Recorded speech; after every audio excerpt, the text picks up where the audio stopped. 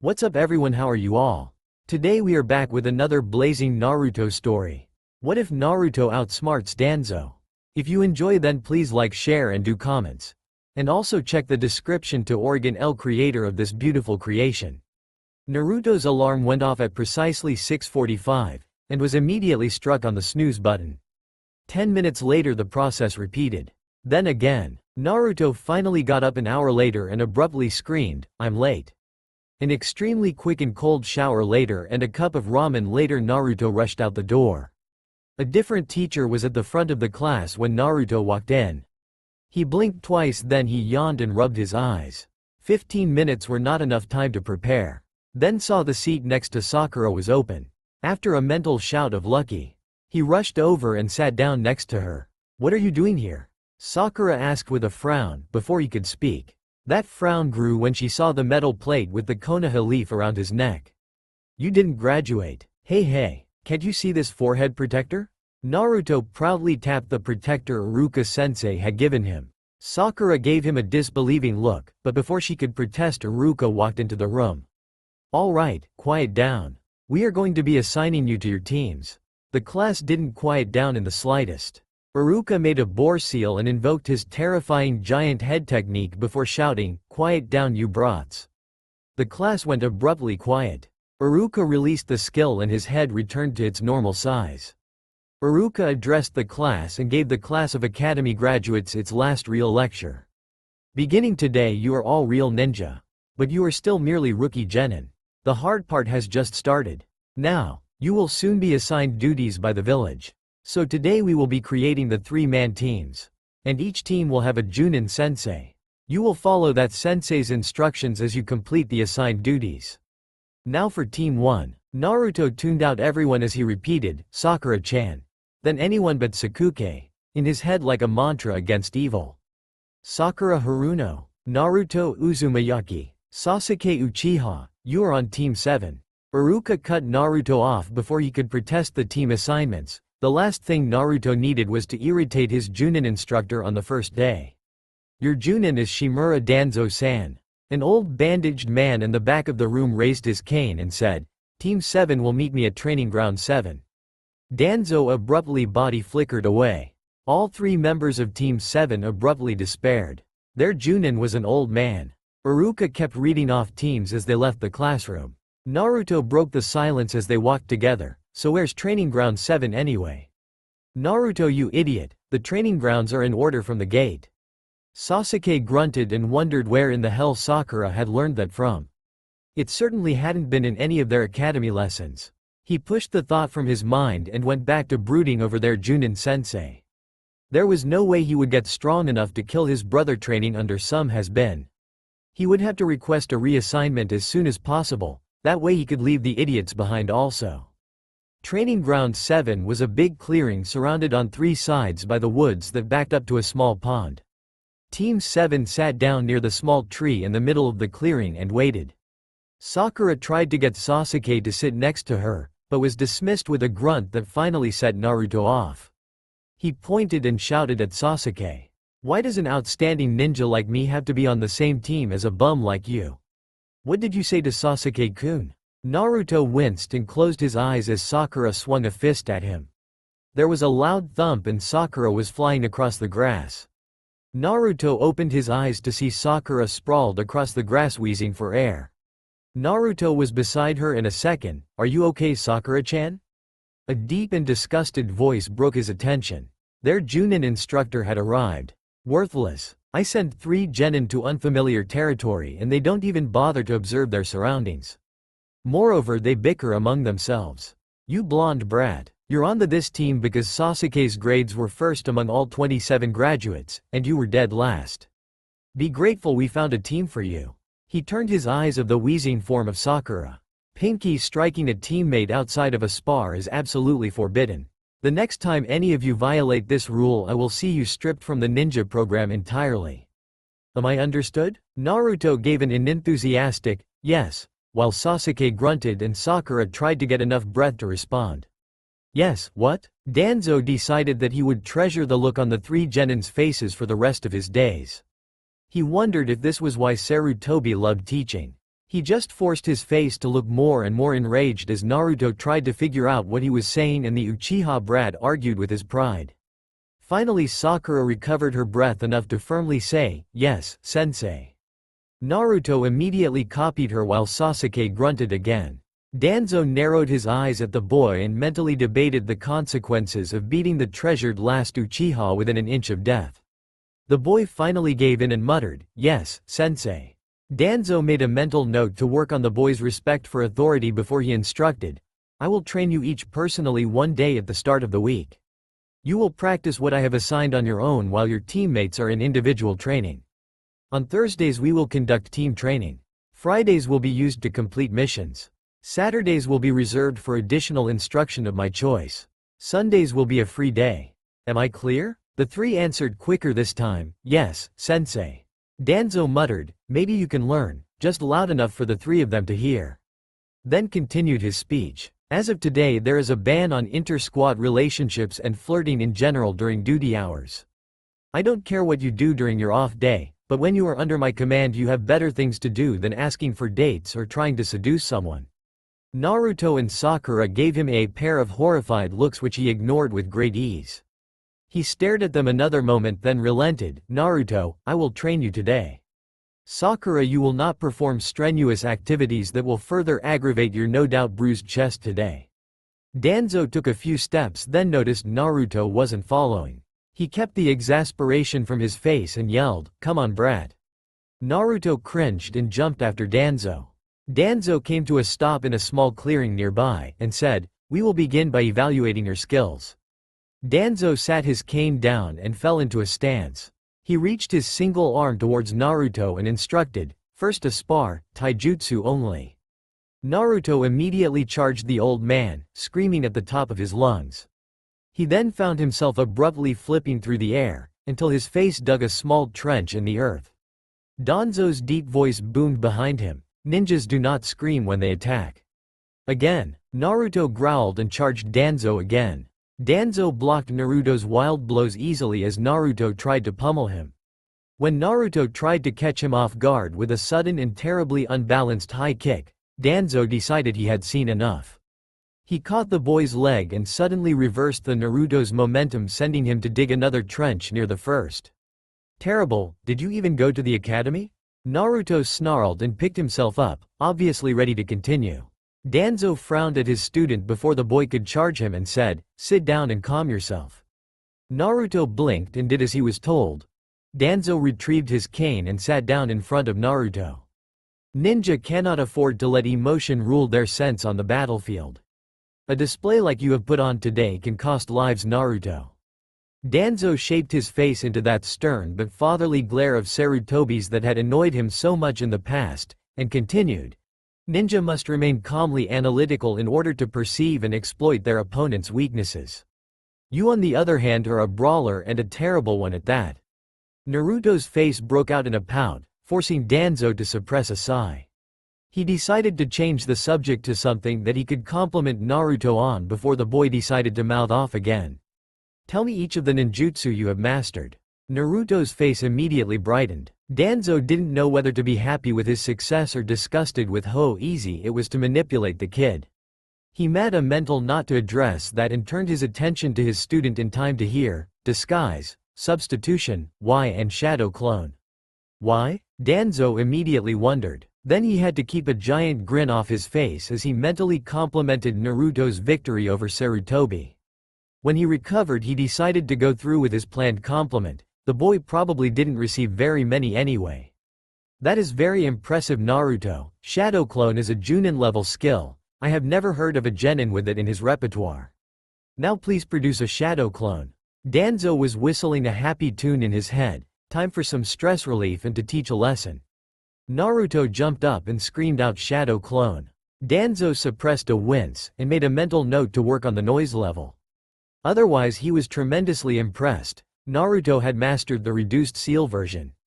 He briefly wondered if Naruto's academy record was accurate, then 10 annoying clone opened their mouths and assured him it was. "I'm the best, believe it."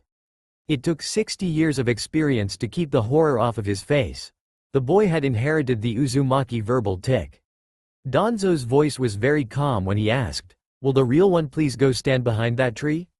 One of the blondes broke off the group and hid behind the tree.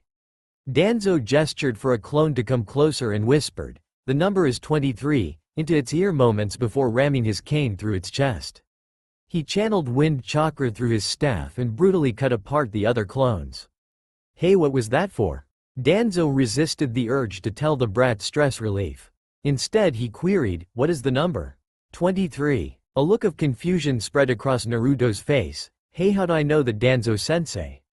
Shadow clone is a forbidden technique for several reasons. First, it splits a user's chakra amongst the clones created, which almost guarantees chakra exhaustion for anyone short of Junin. Even then, most Junin couldn't throw around the number of clones you seem to employ, which brings us to the second reason shadow clone is forbidden. You gain all the memories of a clone when it's destroyed. Isn't that a good thing? To some extent, yes. But absorbing too many memories at the same time can easily cause brain damage if it doesn't kill you outright. For this reason, during training you will create no more than 10 shadow clones a day, and will release them sequentially. Naruto's face scrunched up. Sequentially?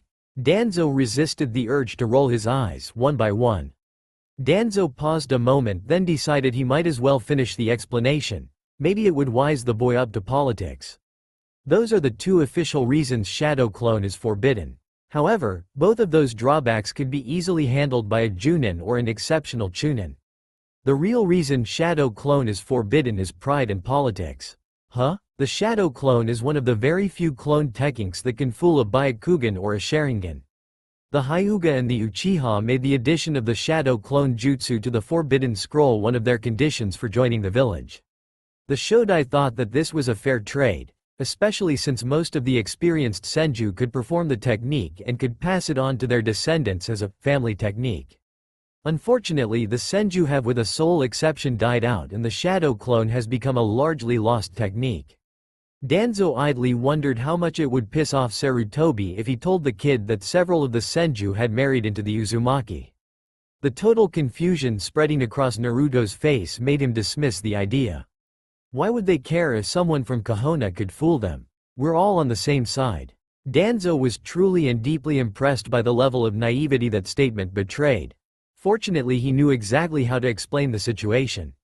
"Naruto, you and Sasuke are on the same team, right?" Naruto looked down and gave a barely audible, "I guess. Do you want to let Sasuke show you up all the time because you're on the same side?" "No way." Danzo winced at the blonde's noise level.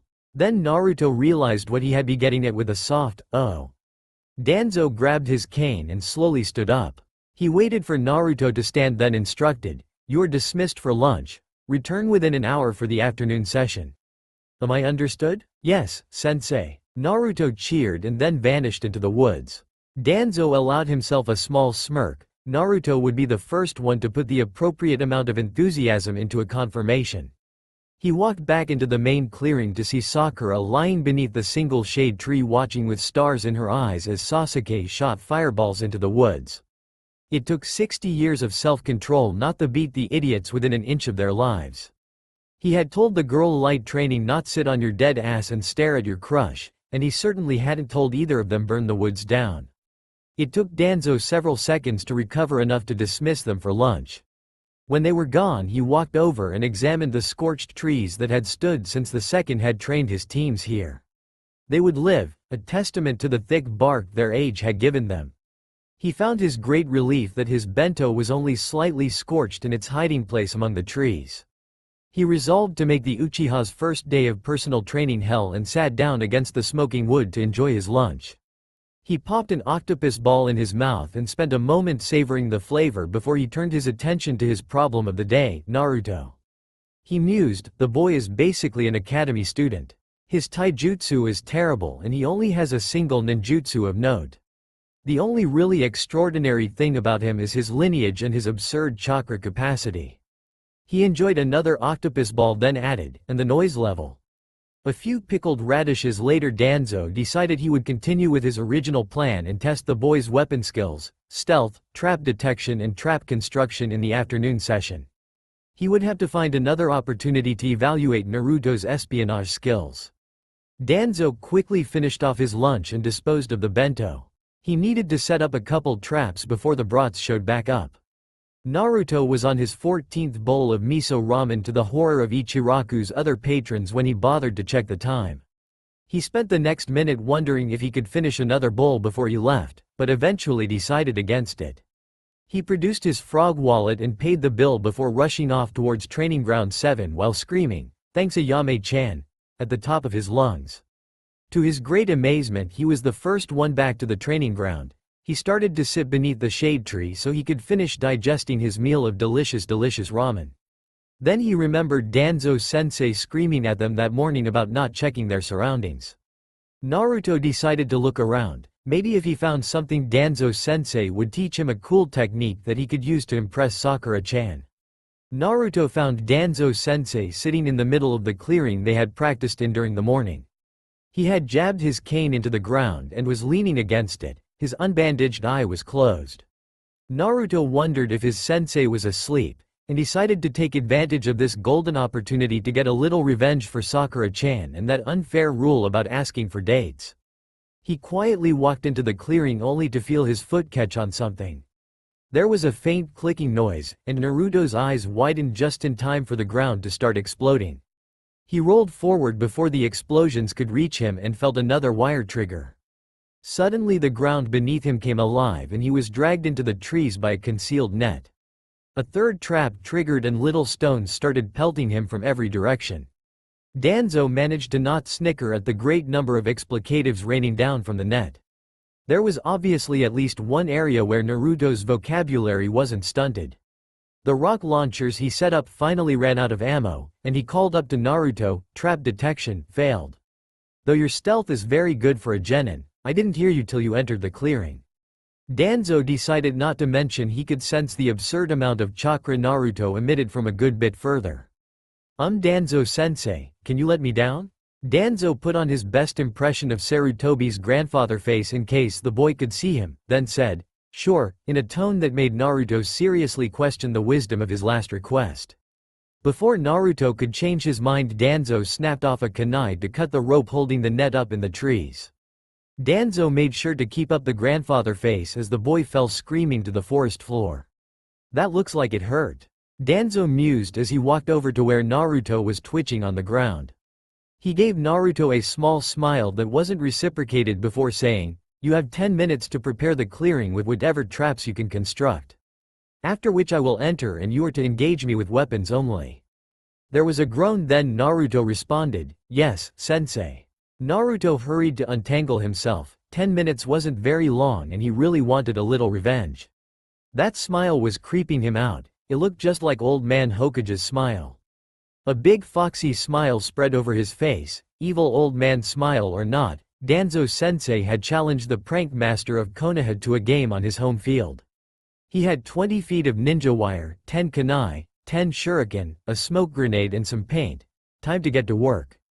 Danzo walked towards the clearing. He could sense 8 or 9 separate chakra sources in the woods around the clearing and one in the center.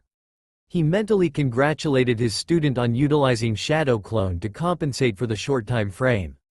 Danzo almost laughed when he saw Naruto sitting in the center of the clearing leaning up against a stick with his eyes closed. The urge to laugh increased when he heard the soft snores coming from his student. He resisted the urge to throw a kunai to see if it was the real one or not. Sarutobi wouldn't approve if he sent a genin to the hospital after all. He was almost disappointed when he saw the tripwire. It was fairly good, comparable to the work of an experienced genin, but he had expected better. He stepped over it cautiously and almost put his foot down before he noticed a slight ripple in the ground. He looked at the buried tripwire he had almost set off and mentally congratulated his student. "Excellent, Naruto, that would have fooled most chunin, but you'll have to do better." He found a safe place to advance towards the sleeping blonde, and was about to rudely wake Naruto when he heard a deep rumbling in the woods. A great red serpent with foul yellow smoke pouring from its mouth crashed off the trees towards Danzo. For a moment Danzo's mind shut down, then it started screaming at the top of its lungs. He planted his feet and thrust his cane towards the beast, wind style. 3 vacuum spears. Shuriken rained down from various angles, forcing Danzo to sign quickly and strike the ground, earth style, rocky shield. He was about to counter when he felt someone jab a kunai towards his back. He was about to cut them down with his wind chakra cane when he heard Naruto shout, "You have 2 arms." He remembered exactly what he was doing. He caught Naruto's hand and said in a calm voice as he could manage, "Enough." He wondered, how am I going to explain this? Before forcing himself to relax. Danzo looked back at the snake and realized it was nothing more than a tree trunk with a snake head crudely carved on one end. The smoke had been a smoke bomb jammed in the thing's mouth. His now calm mind wondered, how in the hell did he pull this off in 10 minutes? Where did he get the paint anyway? Danzo looked at Naruto sitting nearby with a nervous expression on his face and wondered how to score. Made me think Orochimaru was coming to eat me on a standard trap skill level assessment. Yes, I have 2 arms. I don't normally use my right arm outside of actual combat. He waved his metal-shrouded arm for emphasis. It's a replacement for an old injury and doesn't react very well to sustained use. Forcing me to pull it out was excellent, Naruto. He slipped the arm back in its sling while the boy beamed. Let's start at the beginning of this test. Explain your decisions for setting up the first 2 tripwires the way you did.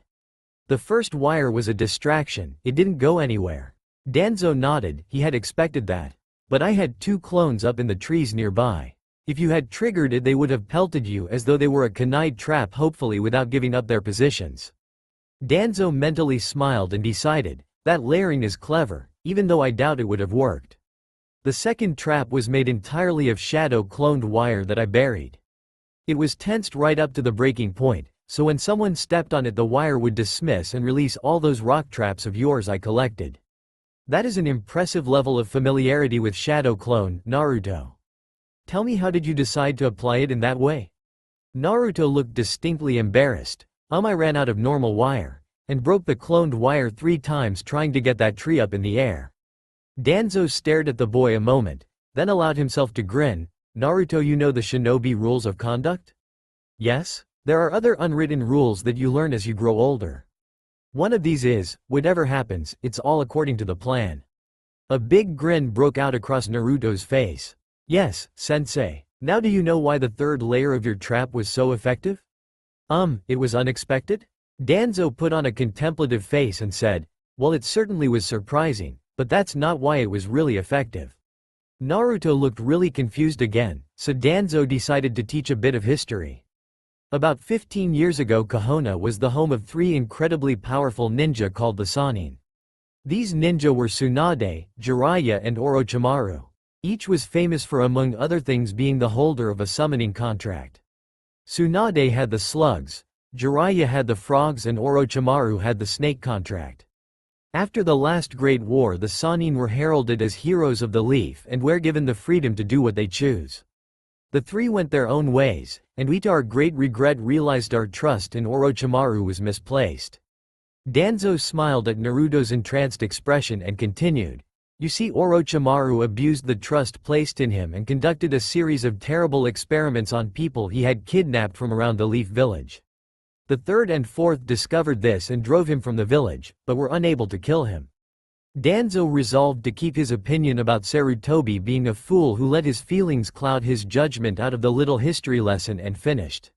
So Orochimaru is still out there today, an S-class criminal performing vile experiments and waiting for his chance to gain revenge against Konoha. Naruto took a few seconds to put everything together, then said, so it was effective because you thought that the tree was one of Orochimaru's summons? Absolutely, for a few seconds I panicked when I saw it. Danzo almost laughed at the disbelief written all over Naruto's face. He tapped the 3 finger-sized holes drilled into the forehead of the carved snake and said, here is your proof. Vacuum spear is a technique designed to kill by precisely destroying vital areas. It is not something I would use in a spar. The fact that I did is an indication of how startled I was and a lesson on the importance of maintaining calm in combat. Danzo decided not to mention he had been a fraction of a second from bisecting the boy when he had caught himself. Things like that resulted in talks with every ninja's natural enemy, therapists. Danzo checked the time and decided to use the remainder of the afternoon to help the boy with his taijutsu, and left him with several exercises to help improve it.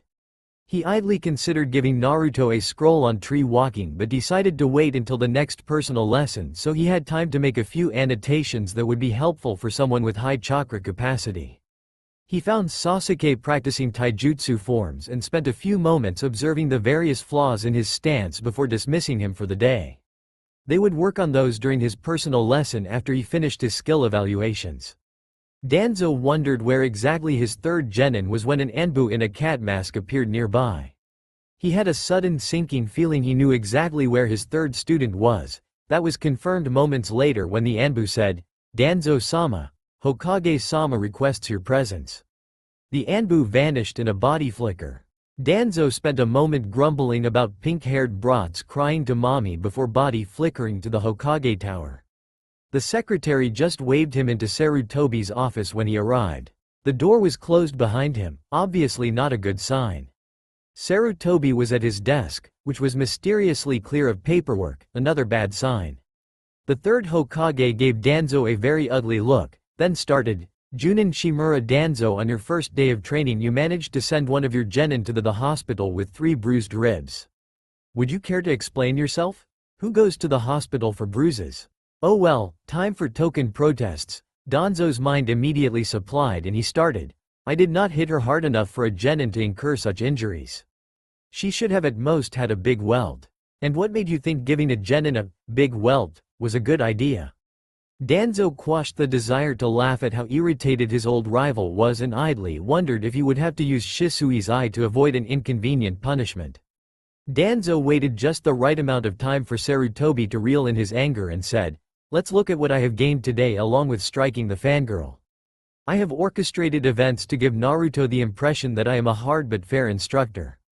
I have given Sakura a dose of reality and laid down some ground rules she will now follow out of fear. And when I hit his fangirl I impressed the Uchiha just enough that he would not complain and try to get a new instructor.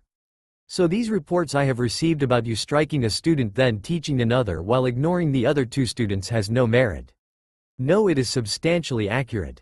Danzo kept from grinning at how irritated Sarutobi looked. The Hokage reined in his temper again and said, "Do explain." "I laid down a few rules today, then trained Naruto. I will train Sakura tomorrow provided she shows up, then I will train Sasuke on Wednesday. Group training is on Thursday and missions are Friday. Saturday will be used at my discretion and Sunday is free. That was among the rules I laid down. I take it that didn't make the report?" Sarutobi looked more irritated than ever when he deadpanned, "No, it was not." Sarutobi obviously came to a decision. He asked, "How is training Naruto? He has terrible taijutsu skills, lackluster chakra control and enough power to level a mountain." Of course it was amusing. "I think I finally understand the joys of teaching. I evaluated his trap construction skills as well. And, in 10 minutes he managed to convince me Orochimaru had decided to come visit. The scorecard doesn't go high enough to give him a rating. Is there any way I can get the kid to look over the traps for route headquarters?" Sarutobi looked dumbfounded, and Danzo resolved to give all surprising news about his team in person if at all possible. Sarutobi recovered and then took a deep draw on his pipe before pronouncing, "Very well, for the deliberate injury of one of your students you sacrifice a week's pay. See that it doesn't happen again, Junin Shimura Danzo. And you can have Naruto look over route headquarters defenses provided he doesn't realize what exactly he is doing." "Thank you, Hokage-sama, I will treat it as a theoretical exercise." To Danzo's great surprise his 3 genin were quietly talking underneath the shade tree.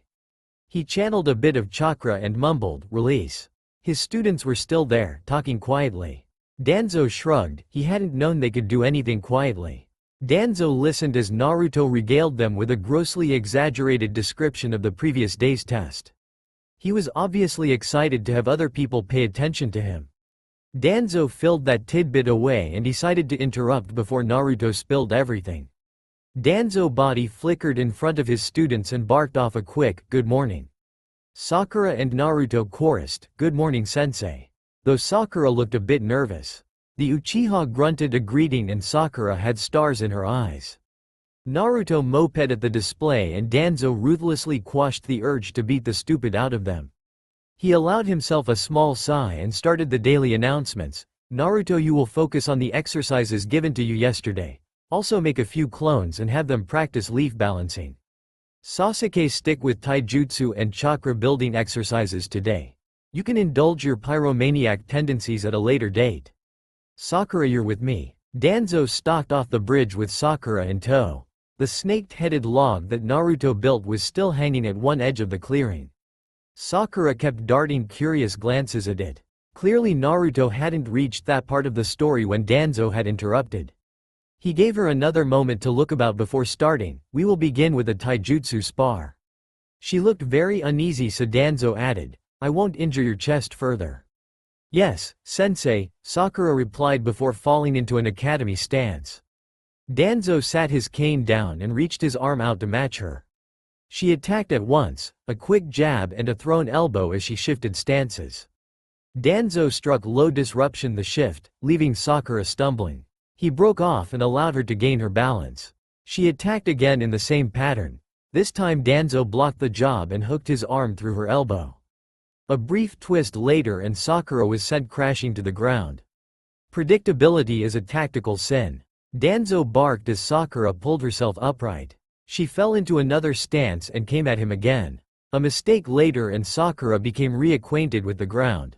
Danzo continued the spar, sending Sakura flying every time she made a weak transition or fell into a pattern. Eager to avoid a third trip to the ground, Sakura rapidly demonstrated her knowledge of the 4 fundamental academy stances and the 8 standard opening combinations. Danzo continued to smash her weak transitions. By the time Danzo was satisfied, Sakura was breathing hard and covering in a layer of grimy sweat. Danzo gestured to sit and lectured in a disappointed tone. You have an adequate intellectual understanding of the forms. Unfortunately, that is the only positive thing I can say. Your taijutsu lacks polish and it's obvious you have done the bare minimum of physical conditioning required by the academy. Your strength and stamina are a bad joke. Danzo stopped when he saw the tears forming in the girl's eyes. Damn, so much for relying on her desire to be the teacher's pet to force her to improve. Danzo paused and considered. Obviously I will have to be more subtle with her than I was with Naruto. Or use Shisui's eye. He put on his kind old man face and changed the subject. Sakura, why do you want to be a ninja? She blinked away the tears and said, Sasuke and someone else. I want to stay close to them. Someone else? Danzo mused before focusing. He couldn't accept that answer, but he couldn't just ream her either. Then he remembered an old interrogation technique from the Second War and had to fight to keep the smile off his face. He could ream her after all. Sakura, I'm going to be blunt. If you cannot find a better reason, leave the ranks and don't come back. The moment you put on that headband, you gave away your childhood. Your foolish little crush will get your teammates killed. You have till after lunch to choose a better reason. Danzo watched the first sobs break out, then body flickered away to dismiss Naruto and Sasuke, leaving a crying girl on the forest floor. A few moments later and he was en route headquarters. He returned Fu's salute and made his way to his office. He spent a few moments making sure nothing urgent required his attention before asking Fu, please find Mai, I have a job for her. Also I need those trap diagrams. Sakura laid on the short stubby grass of the clearing floor and looked up at the forest canopy. Unpleasant thoughts came unbidden. What is everyone going to think? Ninja for a day. What a bad joke. Mom and Dad will have to take out a loan to help me through normal school. I'll be behind all the students my age since I wasted 4 years becoming a ninja. A sudden amusing thought broke her mental tirade. At least I'll pass PE. She barked off an uneasy laugh. Sakura Haruno, PE expert. The amusement abruptly left her and she wondered, what am I going to do? She didn't want anyone to see her. She was filthy and the tears had washed small lines on her face. Sasuke-kun would be disgusted, and Ino would. She didn't know how Ino would react. All she knew was she didn't want anyone to see her. So she stayed in clearing and cursed herself. After all, a terrible person like me deserves to be hungry, right? Melodic laughter cut through the woods. Sakura hated it. Brittle, insane thoughts crossed her mind. They are already lining up to laugh. That's it, I'll join the circus, that way everyone can at least get a laugh. Everyone laugh at Sakura the failure.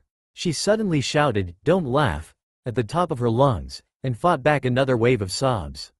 A girl in her late teens with a bob of orange hair carrying a big wicker basket appeared at the edge of the clearing and said in an apologetic tone, Oh, I'm sorry, did I disturb something? Sakura's rational side took back control and she abruptly jumped to her feet. She bowed her head and quickly apologized. No ma'am, I'm sorry for disturbing you with my outburst.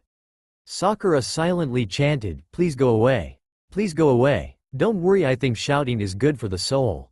The redhead gave her a big smile and Sakura wanted to hide. Before Sakura could come up with an excuse to escape, the redhead continued. I was supposed to meet my team out here for lunch, but they got sidetracked and now I have way too much food. Would you like to eat with me? Sakura's stomach gave her away. The girl gave her another reassuring smile and sat her basket down. But first you need to wash. Secret camping technique, hot spring creation. The ground nearby receded and steaming water rushed in to fill the gap. Sakura blurted out, you're a ninja. The girl chuckled and answered, well, the training grounds are off limits to civilians, and I was looking for my team. Sakura blushed. Oh, right, no matter. I am a special Junin and you can call me Mai. Now are you going to wash before the spring gets cold? Sakura reached into the spring and started vigorously scrubbing her hands. She splashed some water on her face and got most of the grime off. Mai handed her a napkin to dry herself with before sitting down beside the newly formed spring. She made a few hand signs and the spring drained before the earth returned to its original position. She shrugged to Sakura, you can't leave such an obvious trail in the field. Mai laid out a truly massive amount of food from her basket and started to pick at the pickled vegetables. Sakura picked up a rice ball and started to nibble on it while she watched Mai. Mai noticed her and said, oh come on, you have to eat more than that or this will go to waste. Sakura felt her cheeks go pink. She stammered, sorry, I'm on a diet. The blush got a little deeper when she suddenly wondered, blushing and now stammering. Who am I, Hinata? Mai burst out laughing and Sakura felt even worse. Mai finally recovered and said, you must be a genin. Ninja don't diet dear. Eat as much as you can then train to keep a good figure. Mai struck a pose and continued, you don't think I got this great body by dieting, did you? Sakura wasn't sure if she was embarrassed by the older girl showing off her chest or by the teasing. She solved the problem by grabbing more food before Mai tried to convince her. The two of them made great progress, but there was no way they could finish the spread laid out before them. Mai soon gave up and announced, I'm full. Sakura threw in the towel when she saw Mai quit and said, thank you for the meal, Mai-san. So how do you like being a ninja? Sakura looked down and mumbled. Then she looked back up like she was struck by inspiration and asked, hey Mai-san, why did you become a ninja? Mai took a breath. Well, that is a bit of a personal question. Sorry. No, it's okay. But remember, some people won't want to talk about their reasons. Mai looked up at the trees a moment then started, at the orphanage I was always a bit of an outcast because of this hair. Mai started absently fiddling with her bangs and continued. Every week the orphanage would have a visit day, where potential parents would come talk to us.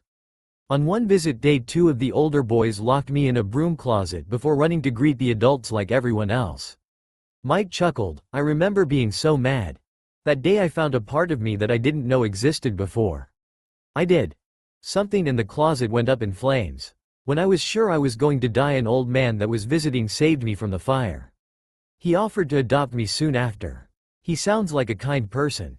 Mai shook her head. He wasn't always kind, and his training was brutal. But he had this dream that shone through the cracks of his mean exterior. His dearest wish was to protect this village and he would do everything to achieve it. That man is the only parent I will ever know and he has given me everything I have today. My deepest desire and dream is to repay even a fraction of that debt. That's why I will pay with my everything to fulfill his dream. That is my ninja way. A sharp beeping noise cut through the small silence. Mai looked at her wrist and sighed. Well, there goes my lunch break. She packed up the remains of their meal into the wicker basket. She stood and complained, back to the grind. Sakura called out before she could leave, thanks, Mai-san. No problem. When Mai was out of sight, she body flickered to route headquarters. Danzo met her at the entrance. She immediately saluted, Commander. Danzo returned her salute then barked. At ease. Danzo waited for her to relax before continuing. Please report. I have helped inspire the target to choose protecting Kahona as her ideal. Good, I would like you to periodically meet with her to provide reinforcement. Also, your squad would like to know where their delicious home-cooked meal went. That is all. Mai's face didn't betray anything when she acknowledged, "Yes, Captain." Danzo allowed himself a smile before he vanished to Training Ground 7 in a body flicker. Sakura was waiting in the clearing when Danzo arrived. They locked eyes and Danzo boomed, "Have you come to a decision?" Sakura didn't flinch, "Yes." "What will you do?" "I will be a ninja who protects Kahona." "And what will you do to achieve this ambition?" "Train and become strong." A rare genuine smile crept over Danzo's face. Soon a matching smile appeared on Sakura's. "I will do everything in my power to see you achieve the promises you made today, Sakura Haruno." "Yes, sensei. I read through your academy evaluation while eating lunch today. It described you as unusually proficient at genjutsu." "Is that correct? The only genjutsu I know is disguise, but I performed well during the genjutsu recognition lessons." Typical academy profile. Hail someone who doesn't know a single worthwhile genjutsu as an up-and-coming genjutsu mistress. Danzo thought darkly before deciding to hope the academy made a lucky guess and continue with the planned lesson. "Then this afternoon you will begin learning the genjutsu release technique. Most ninja can counter a genjutsu through two methods. The first is to wound yourself and focus on the pain to break the genjutsu." Sakura looked a bit uneasy, so Danzo gave her a small smile before he continued. "This method is not preferred. Would you care to guess why?" "Because you hurt yourself? Are you asking or telling?" "Because you hurt yourself, sensei." Danzo nodded. "Yes, but do you know the less obvious reason?" Sakura paused a moment to think but didn't come up with anything. So Danzo answered his own question. "Wounding yourself to break a genjutsu works. Unfortunately, everyone knows it works, thus most high-level genjutsu have countermeasures against wounding yourself to break the illusion." Danzo waited for Sakura to nod before continuing the lesson. "The second method of breaking a genjutsu is to stop the flow of chakra within your body, and then suddenly spike your chakra to a high enough level to flush the opponent's chakra from your system. Most experienced ninja can do this without seals, but today you may use a seal to aid you. I recommend the ram seal. Now try it." Sakura formed the ram seal and felt the flow of her chakra network. She focused on it, forming a mental dam that held the chakra back. Sakura broke out into sweat as the chakras slowed and eventually stopped. With a final effort she broke the dam and felt a tremendous surge of chakras snap through her. Danzo blinked in surprise and thought, maybe the academy knows what they are doing after all. What a monster. He recovered himself a moment later and acted as though her success on the first try was normal and barked, "For the remainder of the lesson I will place D-class genjutsu on you and you will attempt to break them." Danzo made a one-handed seal and suddenly vanished. Sakura watched as a shower of leaves flew around her. They were so pretty she just wanted to reach out and touch one. A second later and the ground started to get blurry. Her surroundings twisted in a haze and Sakura couldn't find where her leaf had gone. She fell with a thump and absently wondered, "How did I end up on the ground?" Then everything went black. When she regained consciousness, Danzo was standing where he was before with a blank expression on his face. Sakura abruptly realized she had totally failed to disrupt the genjutsu. She felt a little embarrassed, but met Danzo's gaze firmly and said, "Again." Danzo made the seal and leaves rained in a shower about Sakura. She felt the strong urge to reach out and touch them, they were so pretty. She wanted to touch them, but dimly remembered she shouldn't. She wondered why someone would care if she touched the leaves, but didn't want to be in trouble for touching them. Sakura wiped the sweat off her face and wondered why she felt so funny. Her last conscious thought was, why does the ground look so funny? Sakura's first emotion upon regaining consciousness was a deep and abiding hatred for Danzo and genjutsu in general. A few moments later she managed to rein the hatred back in and asked, "Again?" Sakura looked at the pretty leaves. She wondered why she was so angry when there were so many pretty leaves around. Maybe because she couldn't play in the pretty leaves? A sudden thought struck Sakura like a thunderbolt, genjutsu. She formed the ram seal and totally suppressed the chakra within her. When her own chakra stood still she could feel some strange dark blue chakra inside her, whispering, "Play with the leaves and grow sleepy. They are so pretty. Look at how they dance in the wind. You want to play with the leaves. After playing with the leaves you're so tired. You want to sleep. It's okay to sleep." Sakura spiked her chakra as high as she could and screamed, "Release." Danzo was standing in front where he had started. A small smile spread across his face. "Congratulations." He gestured for her to rise. Why am I so tired?" Sakura moaned as she stood upright. Danzo's small smile grew a bit wider, but he didn't say anything. Sakura looked at him and asked, "So what now, sensei?" Danzo gestured at 2 scrolls on the ground near her and he said, "The first of those scrolls details an exercise regimen I would like you to begin on the days I am not training you. The second contains additional information and tips on the genjutsu release technique." Sakura looked at the 2 scrolls and asked, "So I'm released for the day?" Danzo's grin split his cheeks and Sakura could see a big row of pointy teeth within when he said, "Well, there is one more thing. I'm not Danzo." Danzo's face split apart and a shark jumped from his body at Sakura. She closed her eyes and formed the ram seal. She shouted, "Release," a moment before the shark would rip her apart. When she opened them again, it was night. She was in the clearing and to her great relief neither Danzo nor the shark could be seen. The moonlight coming through the branches of the trees was enough for her to make out the scrolls were still on the ground in front of her. She wondered just how Danzo pulled that off and tucked the scrolls in her pouch before heading home. It was very late when Sakura reached her house. Her mom was waiting in the living room with small frown and a clenched jaw. When she saw Sakura, she stood immediately and exclaimed, "Sakura, I was so worried when you didn't come home. Where have you been this whole time? That instructor didn't hit you again, did he?" Sakura tried to think of a way to explain but came up with nothing, so she just smiled and answered, "No mom, I had a good day." Sasuke met the rest of Team 7 beneath the big shade tree where they gathered every morning. To Sasuke's great surprise, Naruto was already out in the field working through his taijutsu forms and Sakura was asleep beneath the tree. He wondered to which god he should give thanks to. He wouldn't have to enjoy the stupid girl's affections or the idiot's poorly thought out attempts to get her affection. He sat underneath the tree and stoically waited for Danzo to finally retrieve him for his day of private training. Maybe he would finally learn something useful. Danzo entered the clearing with a body flicker moments after Sasuke sat down. Naruto stopped his practice and shouted, "Good morning, sensei," before walking over to the tree. Sasuke wondered why he was so excited a moment before dismissing the question. The idiot was always excited. Sakura was still asleep when Danzo started poking her with his cane. She sleepily mumbled, "Oh Sasuke-kun, don't be so rough." A moment later she realized what she had said and turned beet red before jumping up. Danzo gave her a small smile and said, "It looks like someone was up late last night." Sasuke wondered what was going on when he heard Sakura mumble, "And whose fault is that?" before responding, "Yes, sensei." She looked over at him and said, "Good morning, Sasuke-kun," as though nothing had happened a moment later.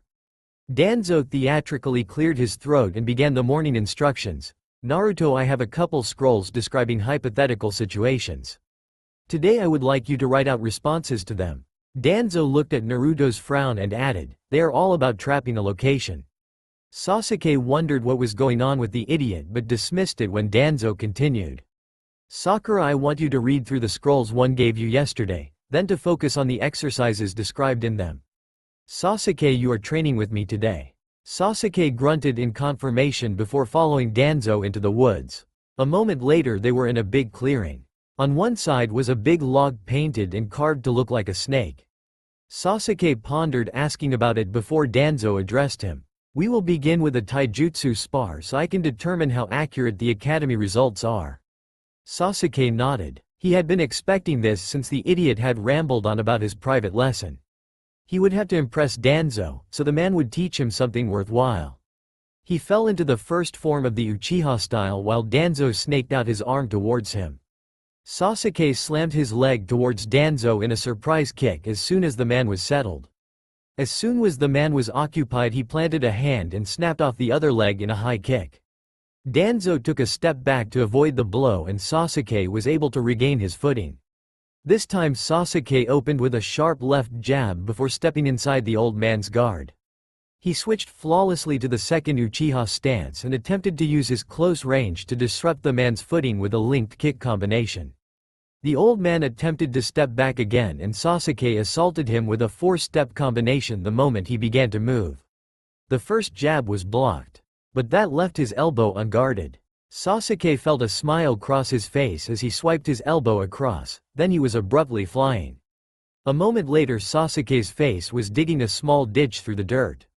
He spit out a lump of dirt that had gotten into his mouth and looked up angrily at Danzo's emotionless face. Danzo waited for him to sit upright before saying, "Very good. Unlike the other two, you actually have some ability at taijutsu." Sasuke snorted and thought, "Of course I'm better than the idiot and the useless fangirl." Danzo looked at him a moment then said, "That is enough, sit." He waited for Sasuke to sit before asking, "How do you plan to kill Itachi?" Sasuke floundered. He hadn't expected someone to bluntly ask him. He finally blurted out, "I plan to get my Sharingan." Danzo looked at him a moment, waiting for him to continue. When Sasuke didn't, he asked, "And use my Sharingan to become strong and kill him?" Sasuke wondered what his sensei was thinking when suddenly Danzo broke out laughing. Sasuke gave the man a very dirty look and wondered how he could get a useful teacher. Danzo finally recovered enough to ask, "Do you think the Sharingan comes with a magic, kill Itachi, button?" Danzo wasn't fazed by the indignant expression Sasuke was giving him and continued, "At your current rate of progression you will have a 50% chance of surviving a confrontation with Itachi if you live to reach 20. Provided of course that you or he doesn't get wounded or succumb to an illness." Danzo didn't flinch at Sasuke's hateful expression and kept on going. "Boy, do you know what your greatest advantage over Itachi is?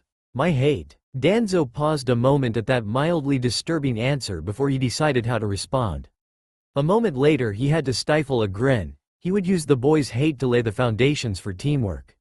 He put on a small frown and barked, "What is the greatest advantage a ninja of the leaf has over any missing nin?"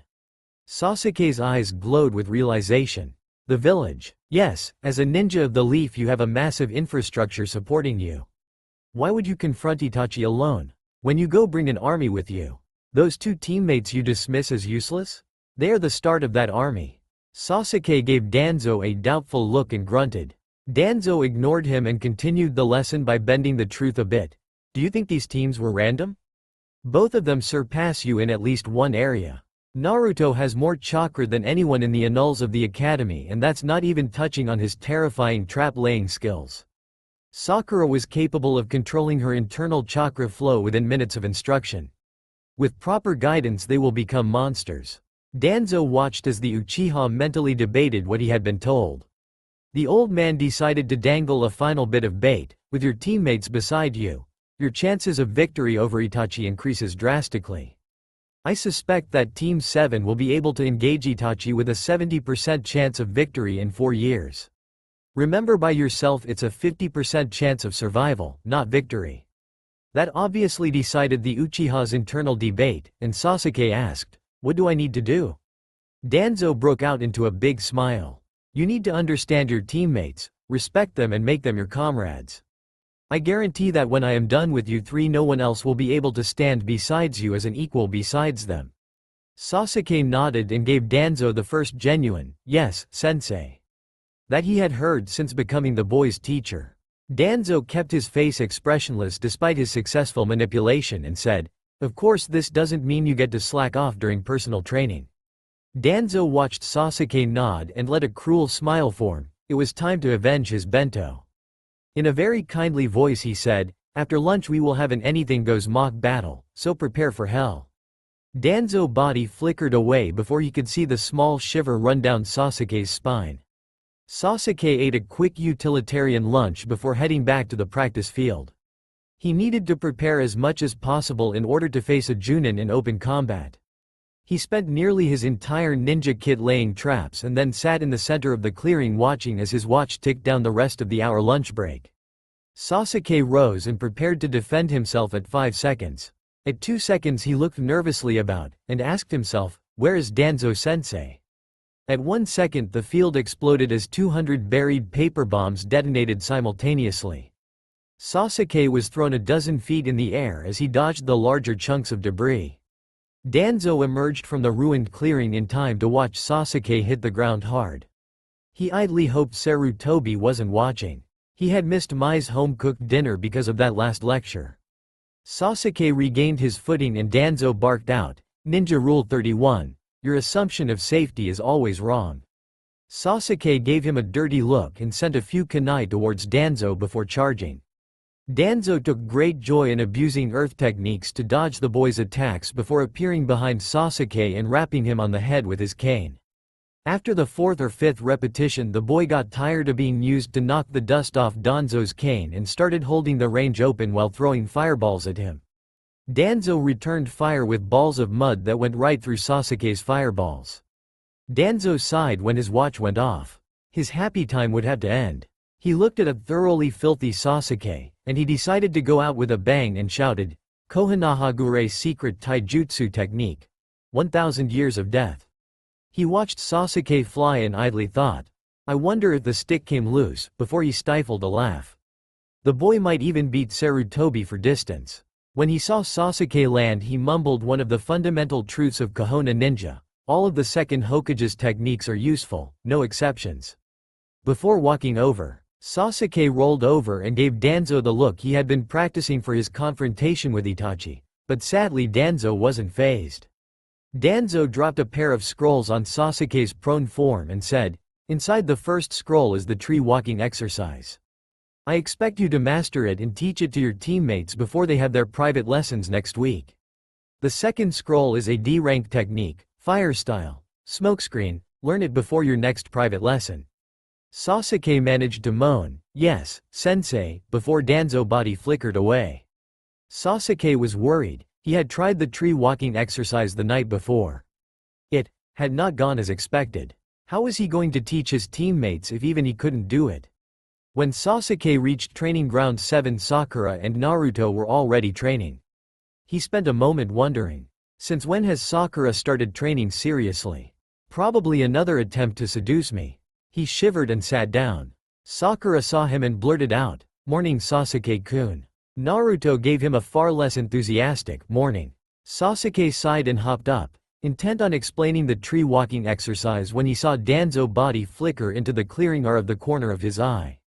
Naruto and Sakura stopped their exercises and fell into line beside Sasuke. Danzo looked at his genin and smiled like a shark, "Good morning." Sakura started shivering, confusing her teammates, but they responded, "Good morning, Danzo-sensei," in chorus. "Naruto, before we start, can you make a few shadow clones?"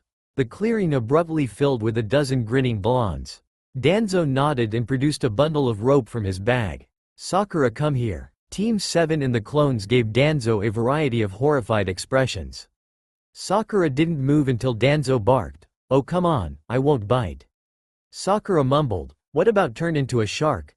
Just loud enough for Sasuke to wonder what was going on before she moved to stand immediately in front of Danzo. Danzo split the rope into 2 equal lengths, then tossed them to Sakura. "Tie 1 rope to each ankle." As soon as Sakura started, he asked, "Will the real Naruto come over here?" "Give Sakura about 5 feet of space, then tie it to your ankles, and make sure the ropes don't get tangled." Sasuke, "Same thing, then tie off the extra rope."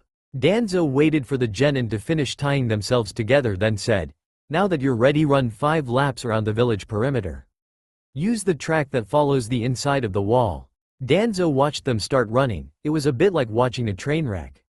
First Naruto went a little bit too fast and the rope slacked between him and Sakura, while Sasuke sped up before Naruto yanked his feet out from under him. Then Naruto's foot caught on the slacked rope. His trip suddenly yanked the rope to Sakura taunt. She went down hard, face planting on the pavement. Naruto's out-of-control stumble lead him right into her. Finally Sasuke was running too fast to avoid the pile and went head over heels into them. Danzo hid his smirk as he watched them scream at each other. "Naruto, idiots. Oh come on Sakura-chan, it was Brody's fault. There's no way Sasuke-kun did something so uncool." One of the clones turned to ask Danzo, "Boss is going to get it, isn't he?" Danzo suppressed a chuckle and kept watching. After 4 more cringe-worthy tumbles, Team 7 was out of sight and Danzo turned on the clones. "Alright, I have infiltration practice for 2 of you." 12 blondes shouted, "Really?" in unison. Danzo suppressed a wince at the noise level but admired the enthusiasm. He reworded what he was going to say so it sounded more exciting and continued, "Yes, I want 2 of you to infiltrate an area under surveillance and gather information from monitored sources." 2 scrolls suddenly appeared in his hand. "Here are the details of your cover identities and the target sources. Who wants the assignment?" One impromptu game of rock paper scissors later, Danzo's two volunteers excitedly shouted, "Danzo-sensei, where are we going to infiltrate? Anbu headquarters? The Hokage Tower?" Danzo decided he might have played the practice up a bit too much and said, those seem a bit high level. "We can do it. Boss is going to be the greatest Hokage ever after all." "Well, future Hokage-sama, read your scrolls to find out." The pair ripped open their scrolls and suddenly lost their smiles before complaining, "The library," in unison. They grumbled a few moments but didn't protest. Danzo gave them a cold look until they started diligently studying the scrolls, and then turned to the remaining scrolls. Danzo turned to the remaining clones and instructed, "Now I want 3 of you to practice throwing kunai and shuriken. 3 more of you practice the Academy Taijutsu forms. The rest practice leaf balancing. Remember, the goal is better control, not the ability to hold a leaf on your forehead." The clones gave him a confused look that abruptly disappeared when he barked, "Get to it." Danzo helped the infiltration pair with their disguises, then spent the next 2 hours dispensing advice to the 10 remaining clones. Team 7 finally made it to the village gate before taking another huge spill to the guards' amusement. When they untangled themselves, Naruto screamed in frustration and sat down. Sakura promptly tore into him, "Naruto, get up. You can slack off on your own time. Don't drag me and Sasuke-kun into it."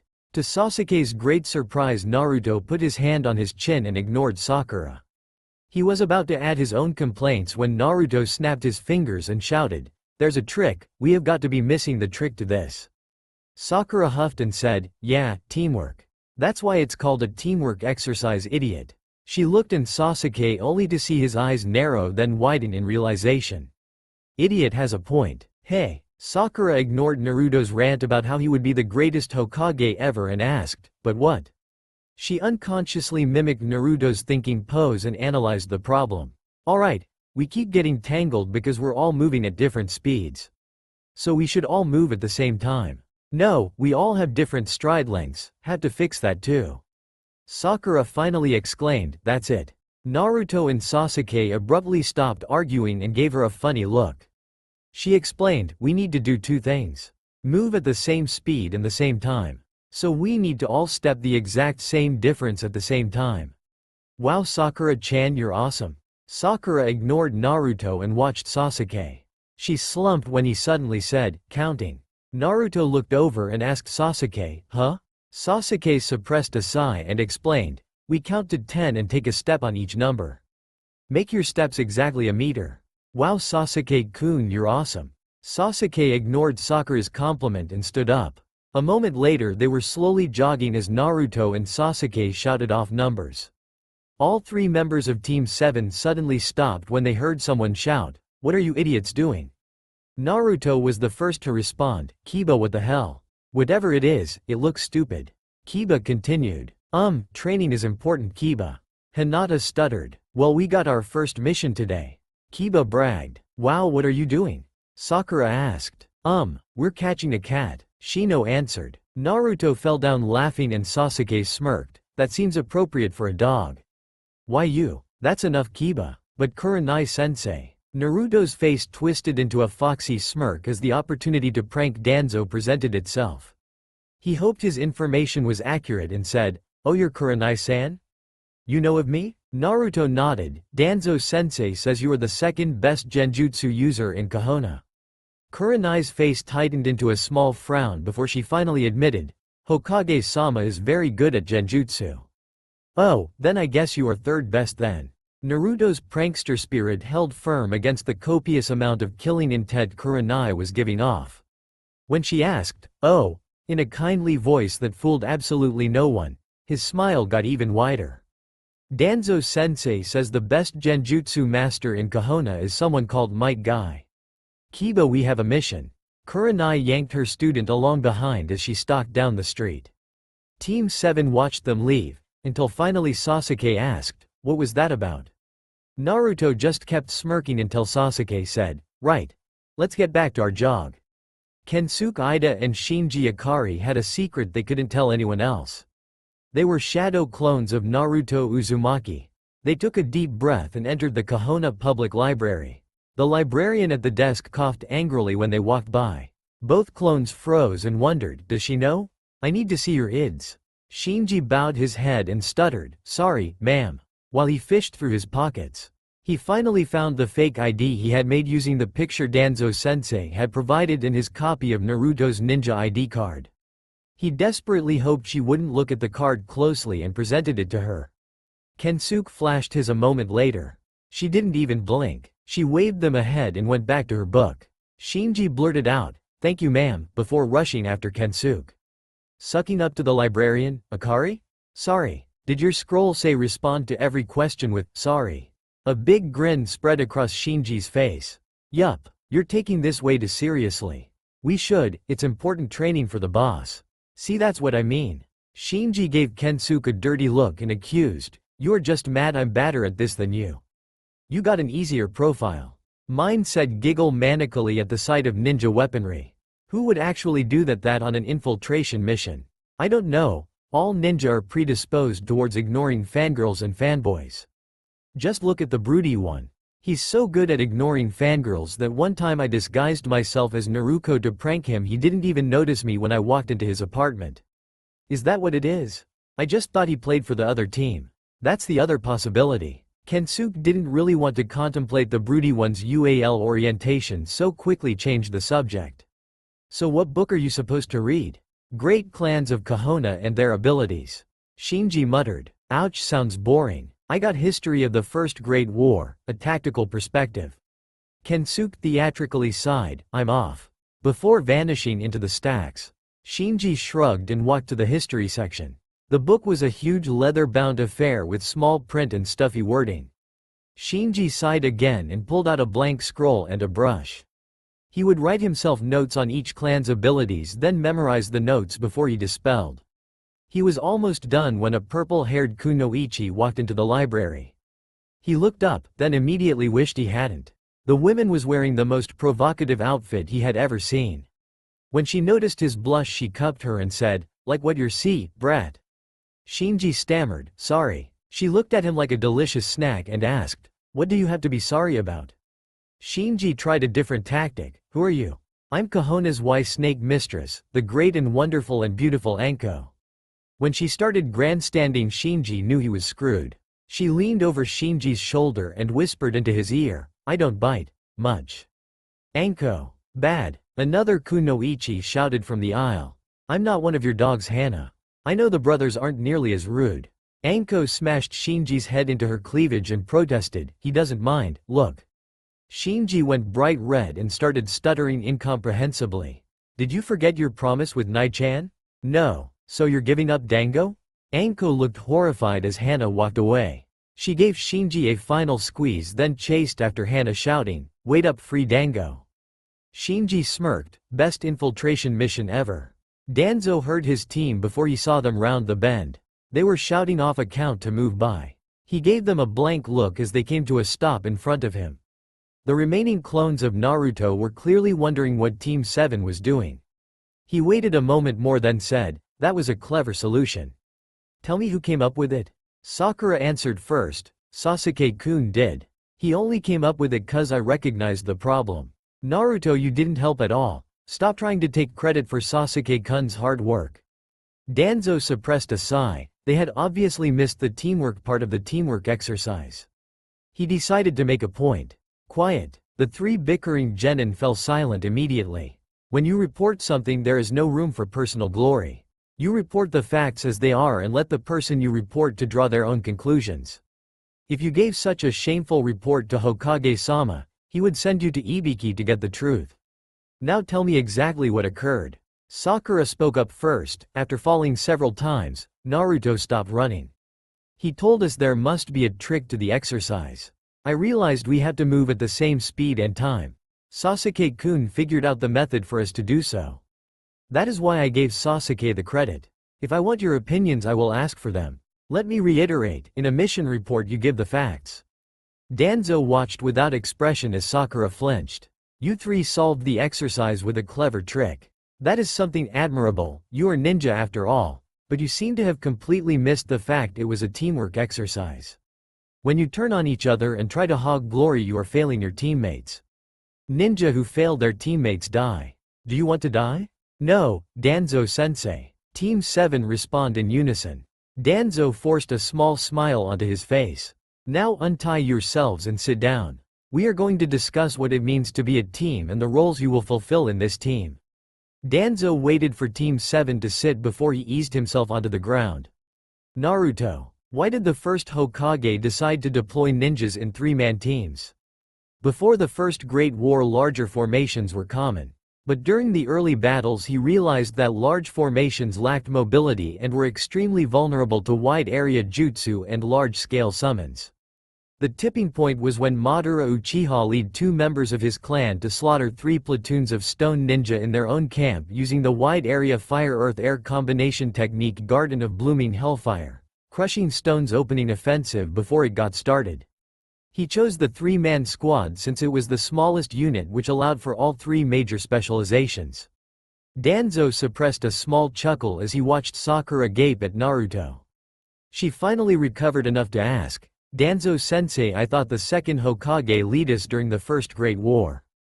Danzo pushed away the memories of his sensei and responded, he did. Madara and the first had their famous fight at the Valley of the End less than 6 months after the war started, before it had reached its true ferocity. But we are getting off topic. What are the 3 major specializations? Sakura answered, support, melee and ranged. Very good, now what role do each of you think you fulfill in this team? Sasuke frowned, then pointed at Naruto and said, melee. He turned to Sakura and said, support. That leaves me at range.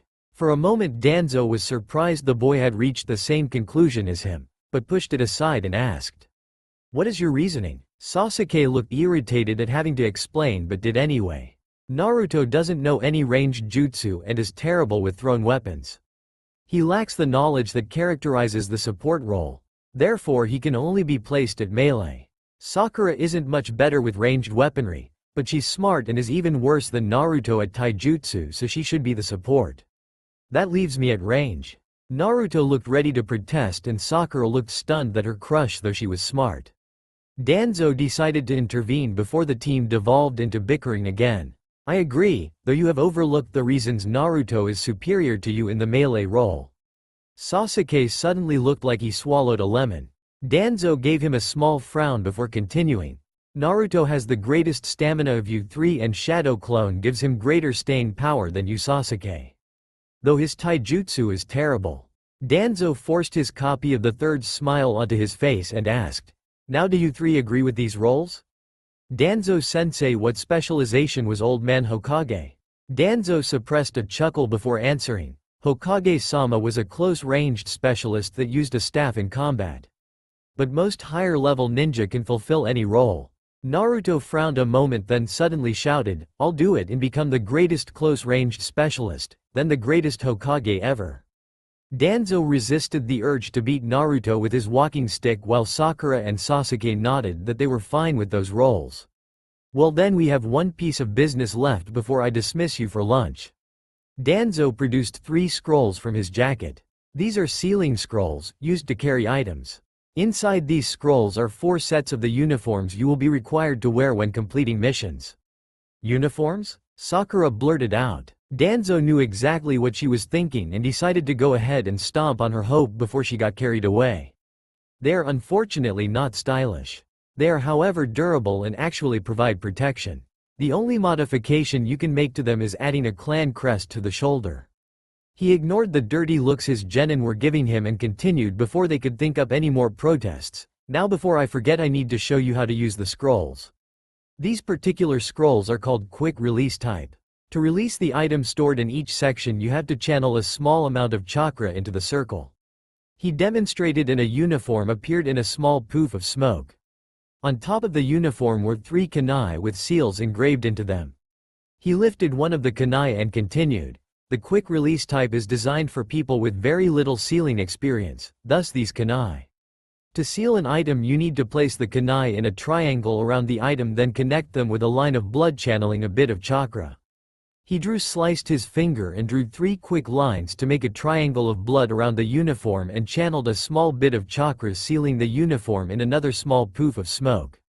Danzo made sure each member of the team could release and reseal items before he dismissed them for lunch.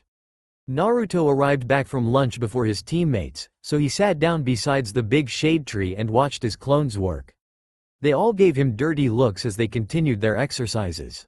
One of the clones balancing a leaf suddenly smiled and turned to another and said, "Boss should come show us how it's done, right?" A couple others caught on and said, "Yeah, come on boss."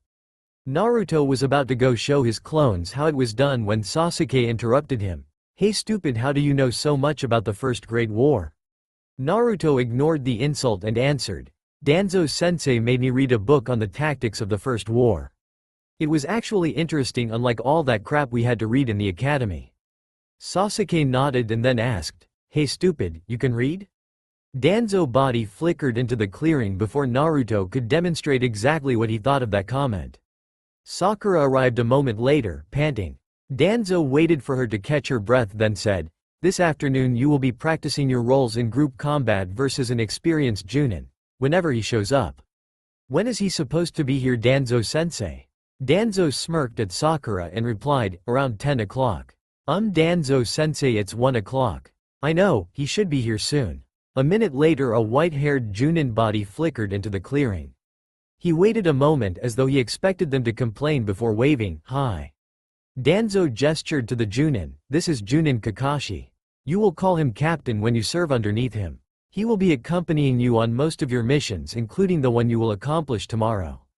Your goal for the afternoon is to not die, good luck." Team 7 stared at him like he was speaking a foreign language until the ground exploded underneath them. When the smoke cleared, Danzo was pleased to see that the trio had vanished into the woods. Sasuke was dragging Sakura through the woods as Naruto ran close behind. In a sudden burst of inspiration, Naruto called out, "Shadow clone," and 6 duplicates of Naruto appeared around him. A moment later his clones used the disguise technique and 2 copies of Team 7 rushed to other parts of the wood. Sasuke halted a moment later and Naruto asked, "So what's the plan?" Sakura still looked a bit stunned from the explosion but answered anyway, "Hide. The instructions were, not die." "Well, if we're not going to fight, why don't we just disguise ourselves as civilians and go to the market or something?" Kakashi's voice called out from the branches above, "A fair plan. Unfortunately it's useless now that I know about it." Sakura screamed, "Genjutsu!" a moment before a hand snaked out of the ground and grabbed Sasuke, dragging him under. Kakashi emerged from the ground a moment later and mocked, "So what is plan B?" A trio of kunai from the bushes behind him answered his question. Kakashi flipped open his orange book with one hand and caught the kunai with the other hand. A surprise attack from behind, not bad. It might have worked if your clones weren't so loud. The clones just screamed and charged Kakashi. They lasted moments before they were brutally cut down by the kunai Kakashi had appropriated. He flipped behind Naruto and Sakura right as they turned to run. "Oh, were you going to abandon your comrade to his earthy fate?" Kakashi's face turned hard. "I hate people like that." Kakashi charged the pair, intending to beat them within an inch of their lives when he heard someone shout, "Fire style!" Great fireball above him. He barely rolled out of the way in time to avoid immolation. Sakura, Naruto and the imprisoned Sasuke weren't so lucky and caught the brunt of the fireball, only to vanish in puffs of smoke. Kakashi had time to wonder, "Shadow clone?" before another trio of Narutos jumped at him from the treetops. He met them halfway, kicking 2 into trees, and using the third as a springboard to where Team 7 was hiding. He congratulated, "You guys are better than you look. But now it's over." Naruto and Sasuke charged him while Sakura threw another trio of kunai in between them. He caught their attacks and fell backwards to dodge the kunai. He channeled chakra into his feet and hung upside down from the branch a moment before throwing Naruto and Sasuke to the clearing below. Kakashi's smirk vanished when the boys exploded into clouds of smoke. The clone disguised as Sakura smirked, "Trickery is a ninja's best weapon." Before it charged him, Kakashi put a kunai through its throat before it even got close and mentally congratulated them, "So the trio that jumped me were the real ones using the disguise technique, clever." To Kakashi's great disappointment, Danzo was waiting for him when he found the group again. As soon as he caught the blonde one in the bright orange jumpsuit, Danzo started clapping and shouted, "Good exercise." Danzo turned to Kakashi and said, "Thank you for your help, Hatake-san. I intend to spend the rest of the afternoon going over the fight with them." Remember, meet them outside the mission hall at 8 o'clock tomorrow. Unless you want to stay? No thank you. Kakashi's body flickered away and resolved to spend some quality time with his copy of Icha Icha before making the brats wait extra long tomorrow morning. Danzo took the battered members of Team 7 back to the main clearing and sat down. Now tell me 3 things you did well and 3 things you can improve on. Naruto answered first, we need a better way to talk. Whispering during a fight is hard, and if Kakashi had heard us it would have been useless. Danzo nodded and replied, I suggest you find a copy of the Anbu sign language and start practicing it. It's not perfect and most experienced ninja can read it, but it is a lot better than trying to whisper. You can buy one of those instruction booklets at Anbu headquarters. Sasuke answered next, we used clone and disguise techniques well, but we were a long way from matching the captain in combat power. Using the clones like that was a clever trick. And Kakashi would be able to kill you all without trying fighting him head-on was never the point of this exercise. Sakura spoke next. Well, we realized that the point of the exercise was to escape him. And I realized that I can't contribute other than throwing kunai. Listening to instructions is important, congratulations for recognizing that. And don't worry about your contributions, the support role isn't covered very well in the academy. Over the next few weeks in your private lessons we will cover basic illusions, rudimentary medical techniques and supplementary seals. Danzo waited for the group to add anything before saying, you need one more thing you did well. After a moment of awkward silence Danzo decided to give a sappy answer Sarutobi would enjoy. You 3 performed as a team for the first time. That is something worthwhile. Danzo gave his clone of Sarutobi's smile when the members of Team 7 shouted, yes, Danzo-sensei. Before I dismiss you, a few things about how this unit will handle missions. For each mission I am going to pick one of you 3 to be the team leader. Unless it is a life or death situation, the team leader will be in charge of the squad. So I expect you all to obey orders given by Sakura tomorrow. Well, that is all I plan to teach today. Meet your captain outside of the mission hall at 10 o'clock. The members of Team 7 gave him several strange looks until Sakura finally asked, Danzo-sensei, didn't you tell the captain to meet us at 8 o'clock? Why yes I did. Danzo's body flickered away before they could protest. Sasuke wondered how he was going to get the other members of Team 7 to learn tree climbing before deciding on a course of action he knew he would regret. Hey, there is something I want to teach you guys. Naruto gave him an uninterested look and asked, so? Naruto. Sasuke-kun just wants to help us be better ninja. Sasuke sighed and said, Naruto, if you learn this by your next private lesson I will buy you and Sakura ramen. Really? Sasuke nodded and wondered just what horror he had unleashed when Naruto continued, then I'll master whatever you're teaching in an instant. Believe it, the uniform Danzo had given to Naruto lay in a pile on the floor where he had unsealed it. Naruto was staring at it with great trepidation, there was no orange. He wondered how much trouble he would be in if he just wore his patented jacket anyway, only to be assaulted by a sudden image of Danzo's creepy smile. He shuddered and started putting the uniform on. The black shirt and pants were made of some rugged material Naruto didn't recognize, and the pants had far too many pockets on it. The green jacket was just as bad. It was stiff and really heavy and it looked like one of the Chunin vests with sleeves and a hood tacked on. Naruto decided that at least the gauntlets were cool looking even if they were green. Naruto spent another moment adjusting his forehead protector before running to the mission hall. He didn't want to be the last one there if Captain Kakashi decided to show up earlier than Danzo-sensei said he would. Naruto barely recognized Sakura without her red dress. He thought she looked older with the heavy green jacket hanging unbuttoned and her hair pulled back in a ponytail. Naruto shot her a big smile and shouted, wow Sakura-chan, you look great. Thanks Naruto, you look like a ninja. Thanks. There was an awkward pause before she asked, have you seen Sasuke-kun? Naruto huffed, no. They sat together on the bench outside the mission hall waiting for Sasuke in silence. When Sakura saw him she stood and shouted, you look great Sasuke-kun. Naruto muttered, we all look the same, too quietly for her to hear. Sasuke ignored Sakura and asked, so where is our captain? He's not here yet. Good, Danzo-sensei saved us a lot of trouble then. As soon as Sasuke finished speaking Kakashi's body flickered into the street and asked in a smug voice, did you wait long? The members of Team 7 responded as one, no, Captain. Sakura spent a moment wondering why the captain looked so irritated before asking, Captain, should we go ahead and get a mission scroll? Kakashi's smile returned. Yep, I have just the mission in mind. He headed into the mission hall and gestured for the team to follow him. The line wasn't very long. Most of the genin teams had sewn up earlier to avoid the more onerous missions. Team 8 walked in just as they reached the mission desk. Kakashi had a big smile on his face when he told the lady at the desk, Team 7 would like to request the Retrieve Tora mission. The members of Team 7 felt a sudden feeling of dread that was abruptly dispelled when the lady replied, Oh, you're Danzo-sama's team.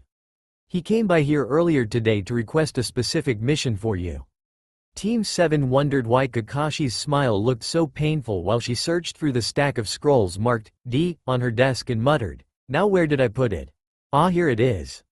Raked the leaves of the Uchiha estate. She handed one scrolls to Kakashi with a big smile and another to Sakura before adding, He said I was supposed to give this to you Haruno-san, good luck on your first day as team leader. Before Sakura could thank the lady, Kiba interrupted, You guys must really suck if he made Forehead your team leader. Kurenai smacked him in the back of the head and asked, What are you doing here, Kakashi? Danzo has me watching his brats for the day. Just think, if you passed a team you could experience this joy every day. Ah, all the inspiration I need to make my test even harder next year. Kakashi's smile returned before he added, Maybe I'll make the next group bring me Anko's panties? Kurenai's face flushed and she pushed past Kakashi before demanding, Team 8 reporting for a mission. The lady working the desk grimly informed them, The only remaining D class is Retrieve Tora, I wish you luck. Kiba's eyes widened in silent horror before he suddenly fell to his knees and shouted, No. His cries of frustration only got louder when he saw the members of Team 7 sporting 3 matching vindictive smiles. The smiles turned into outright laughter when Akamaru covered his eyes with his paws and tried to hide in Kiba's jacket.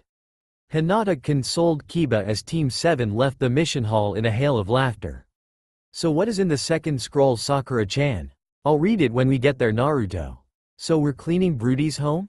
Some mission. Naruto, don't insult. Sasuke interrupted, I don't live there. Sakura and Naruto fell quiet a moment before Naruto finally asked, So where do you live and what is the Uchiha district?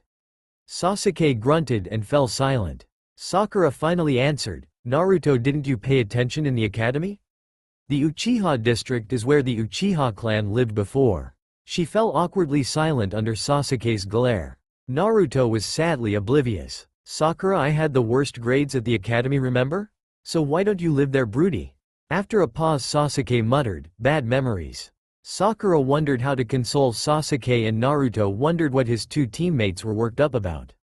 So with his usual tact, Naruto ignored Sasuke's glares and asked, So what happened?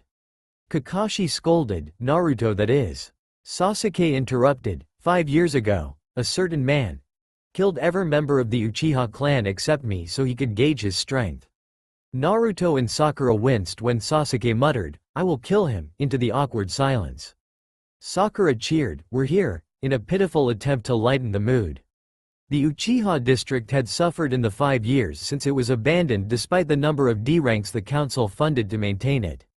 The buildings were maintained well enough, but the whole place felt hollow, like a effigy of past glories constructed for a fair.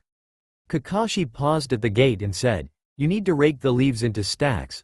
Come get me before you start burning them. I will be waiting at the gate. What do you plan to do, Captain? Kakashi pulled out a little orange book and smiled at them. I will be reading. The walk to the center of the district before Naruto asked, So what is on the other scroll, Sakura-chan? Sakura shook herself and pulled the scroll open. After a brief glance she read aloud, If you have received the mission I requested, you are in for a lot of hard, boring work. I decided to include the instructions for the E-rank technique wind style. Gentle breeze in an effort to make your task a bit more interesting.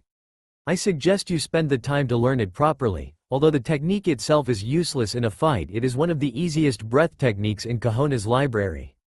Learning it will make mastering techniques such as Sasuke-kun's Great Fireball or my own Great Breakthrough much easier. Good luck on your first mission. She passed the scroll to Sasuke and rapidly signed Tiger, Ox, Rabbit and shouted Wind style, gentle breeze. She exhaled a weak breeze that pushed the leaves in front of her a dozen feet before dying out.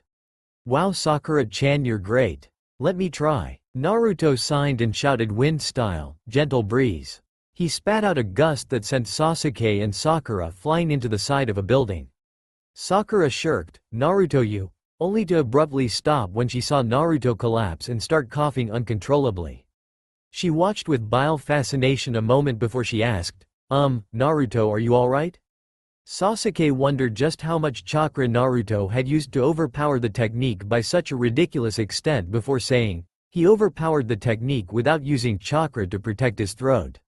He saw the adoring look Sakura was giving him and decided to add, I did the same thing the first time I tried the great fireball technique. I burnt my throat so badly I couldn't speak for a week. Naruto shot Sasuke a dirty look and ran through the signs again, wind style, gentle breeze. Sasuke and Sakura barely had time to dodge out of the way before another massive gust rocked the street. He gave them a big thumbs up and shouted, I got the whole street, in a rather hoarse voice.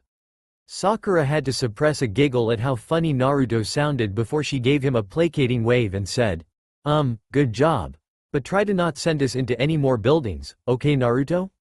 Sasuke brushed the dust off his jacket and stared at Naruto for a moment wondering, just how much chakra does he have? I could probably create one gust that size and he doesn't even look winded after two. Maybe Danzo-sensei has a point about him being useful against Itachi. Sasuke resolved to follow Danzo's advice and use his teammates to help kill Itachi. He let Naruto wheeze out another line about how he would be the greatest Hokage ever before asking Sakura, so what do you want us to do, team leader-san? For a moment Sakura looked like an animal in a trap before shaking herself. She started thinking aloud, well, Naruto can clear a whole street, but he just sends leaves everywhere, so we get him to push everything towards the central square. Sasuke, you and I can try to work what's in the square into piles and Naruto, can you teach us how to make those solid clones? They would be really useful. Naruto scratched his head and apologized, sorry Danzo-sensei says I can't teach anyone shadow clone, but I can make a couple for you to order around. That works too, will you be okay making the clones also? That has to be a lot of chakra. Naruto tried to shout, I'll be fine. Believe it, but was so hoarse it out as an almost incomprehensible croak. Sakura snickered for a moment before clapping her hands and announcing, let's get to it.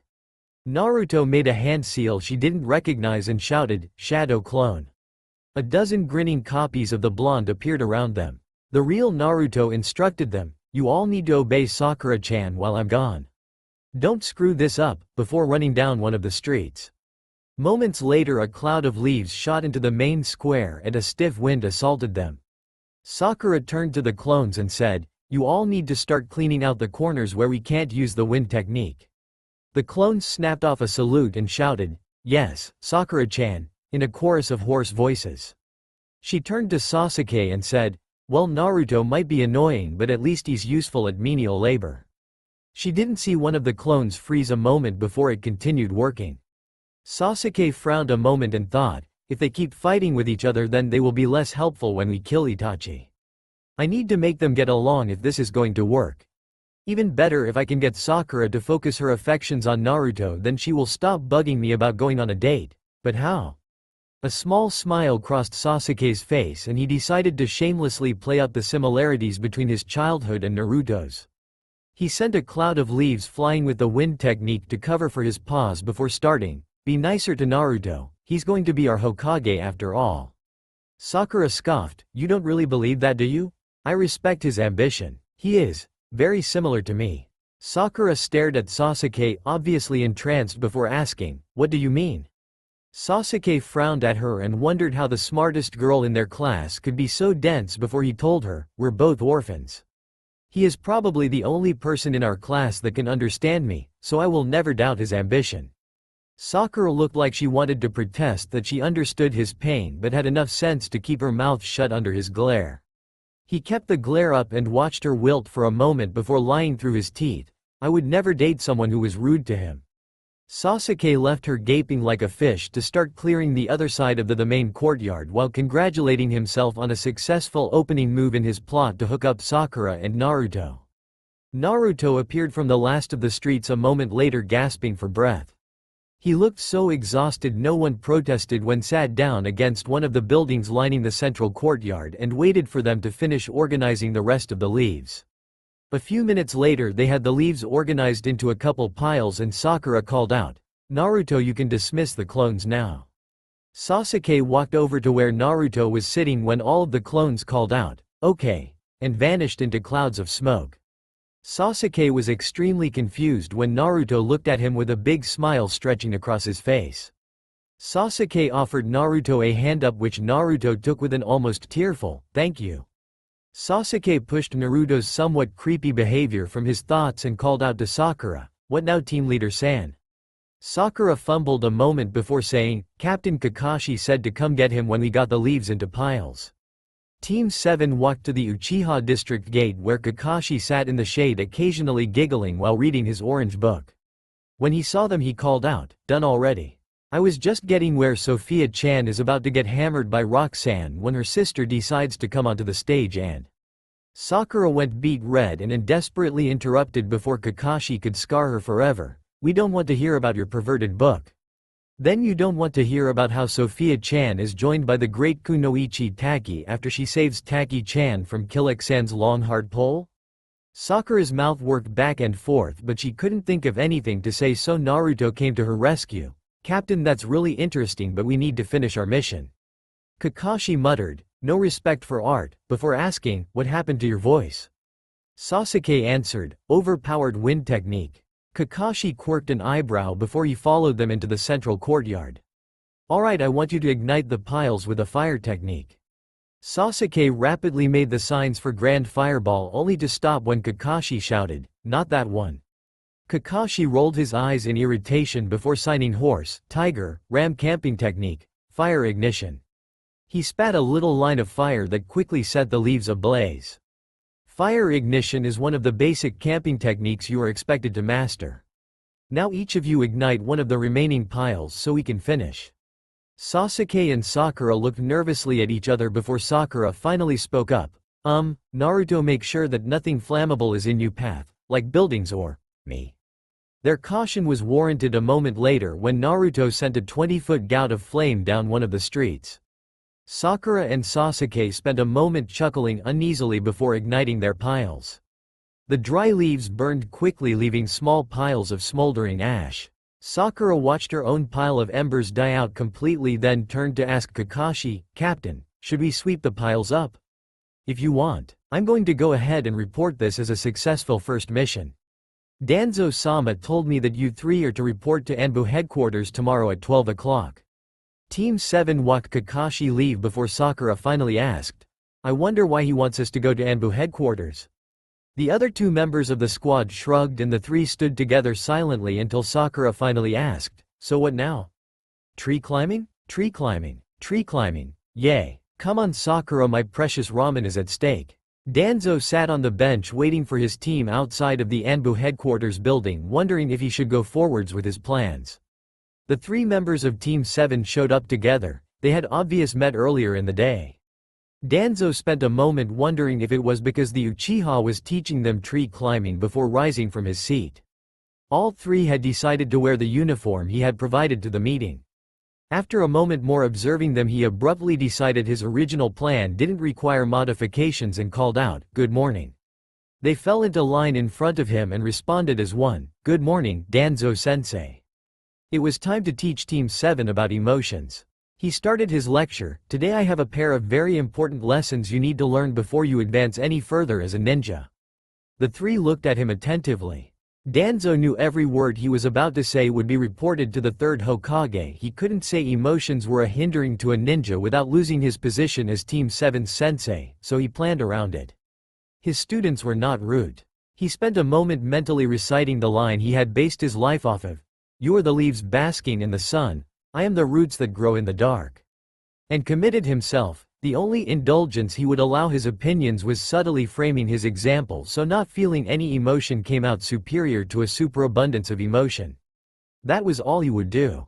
He would use the I to enforce the lesson itself, not his opinion, no matter how correct his opinion might be. He spent a moment preparing himself for the first planned use of Shisui's eye on Team 7 and then began his speech. The first Hokage once said. Danzo paused to look at Team 7 and activated Shisui's Mangekyo Eye. To ninja, emotions are a weapon. Danzo winced as the eyes shut down from the strain of implanting the sentence and continued. Some interpret that statement as ninja should not feel emotion. Others insist the first meant our emotions make us stronger. In practice, neither understanding is correct. A true master understands emotions but is not controlled by them. Imagine you are in a battle with another ninja and he taunts you with being an orphan. To Danzo's surprise, Sakura flinched. He spent a moment filing her reaction for later analysis before continuing. A ninja not in control of his emotions becomes enraged and attacks his opponent with all his strength. He never notices the trap he's being lured into. When his opponent triggers the trap, our emotional ninja dies a failure. Now let's examine the ninja who suppresses his emotion. His opponent taunts him about being an orphan and he ignores it. The fight continues without exposing the opponent's trap. But the master ninja hears the taunt and wonders what his opponent is trying to gain.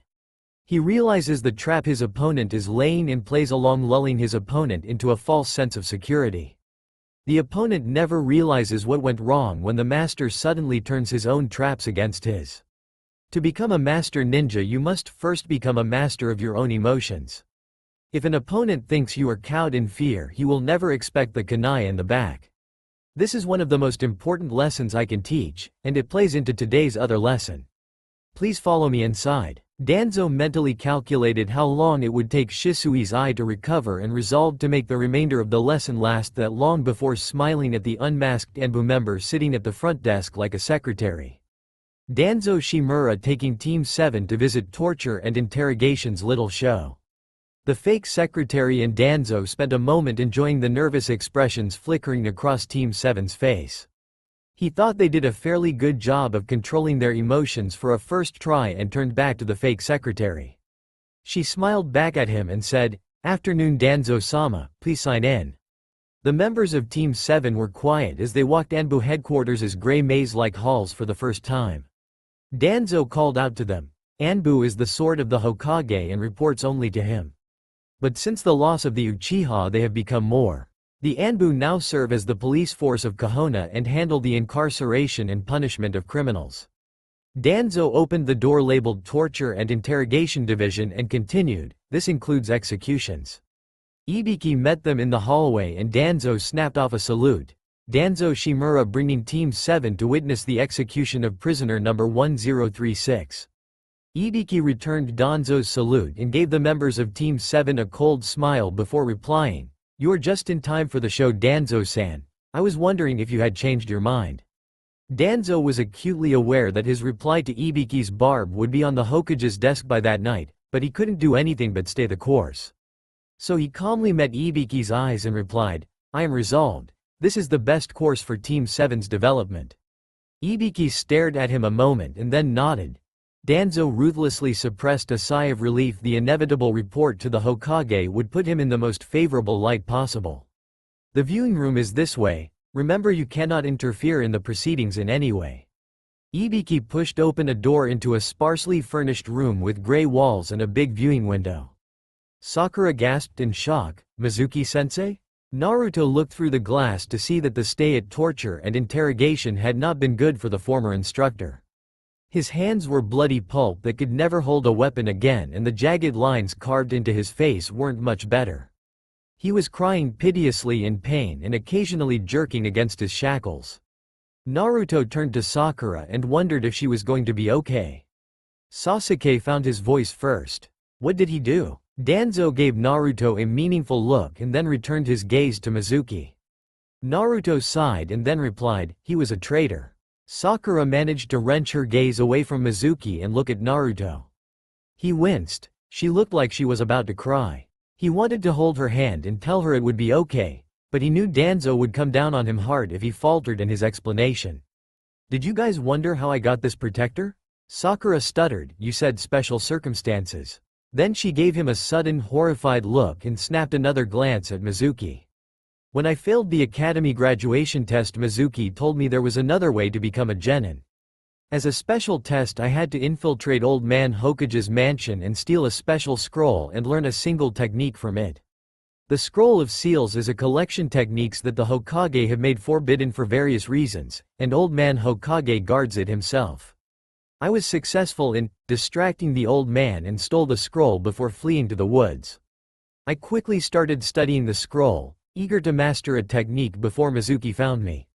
Iruka-sensei found me a couple hours later. I thought I had passed the test. I was so proud when I told him I had learned the shadow clone. Danzo watched as Sasuke's eyes lit up at that bit of information, and he resolved to talk to the boy about exactly why shadow clone was dangerous. Naruto and Sakura were too distraught to notice.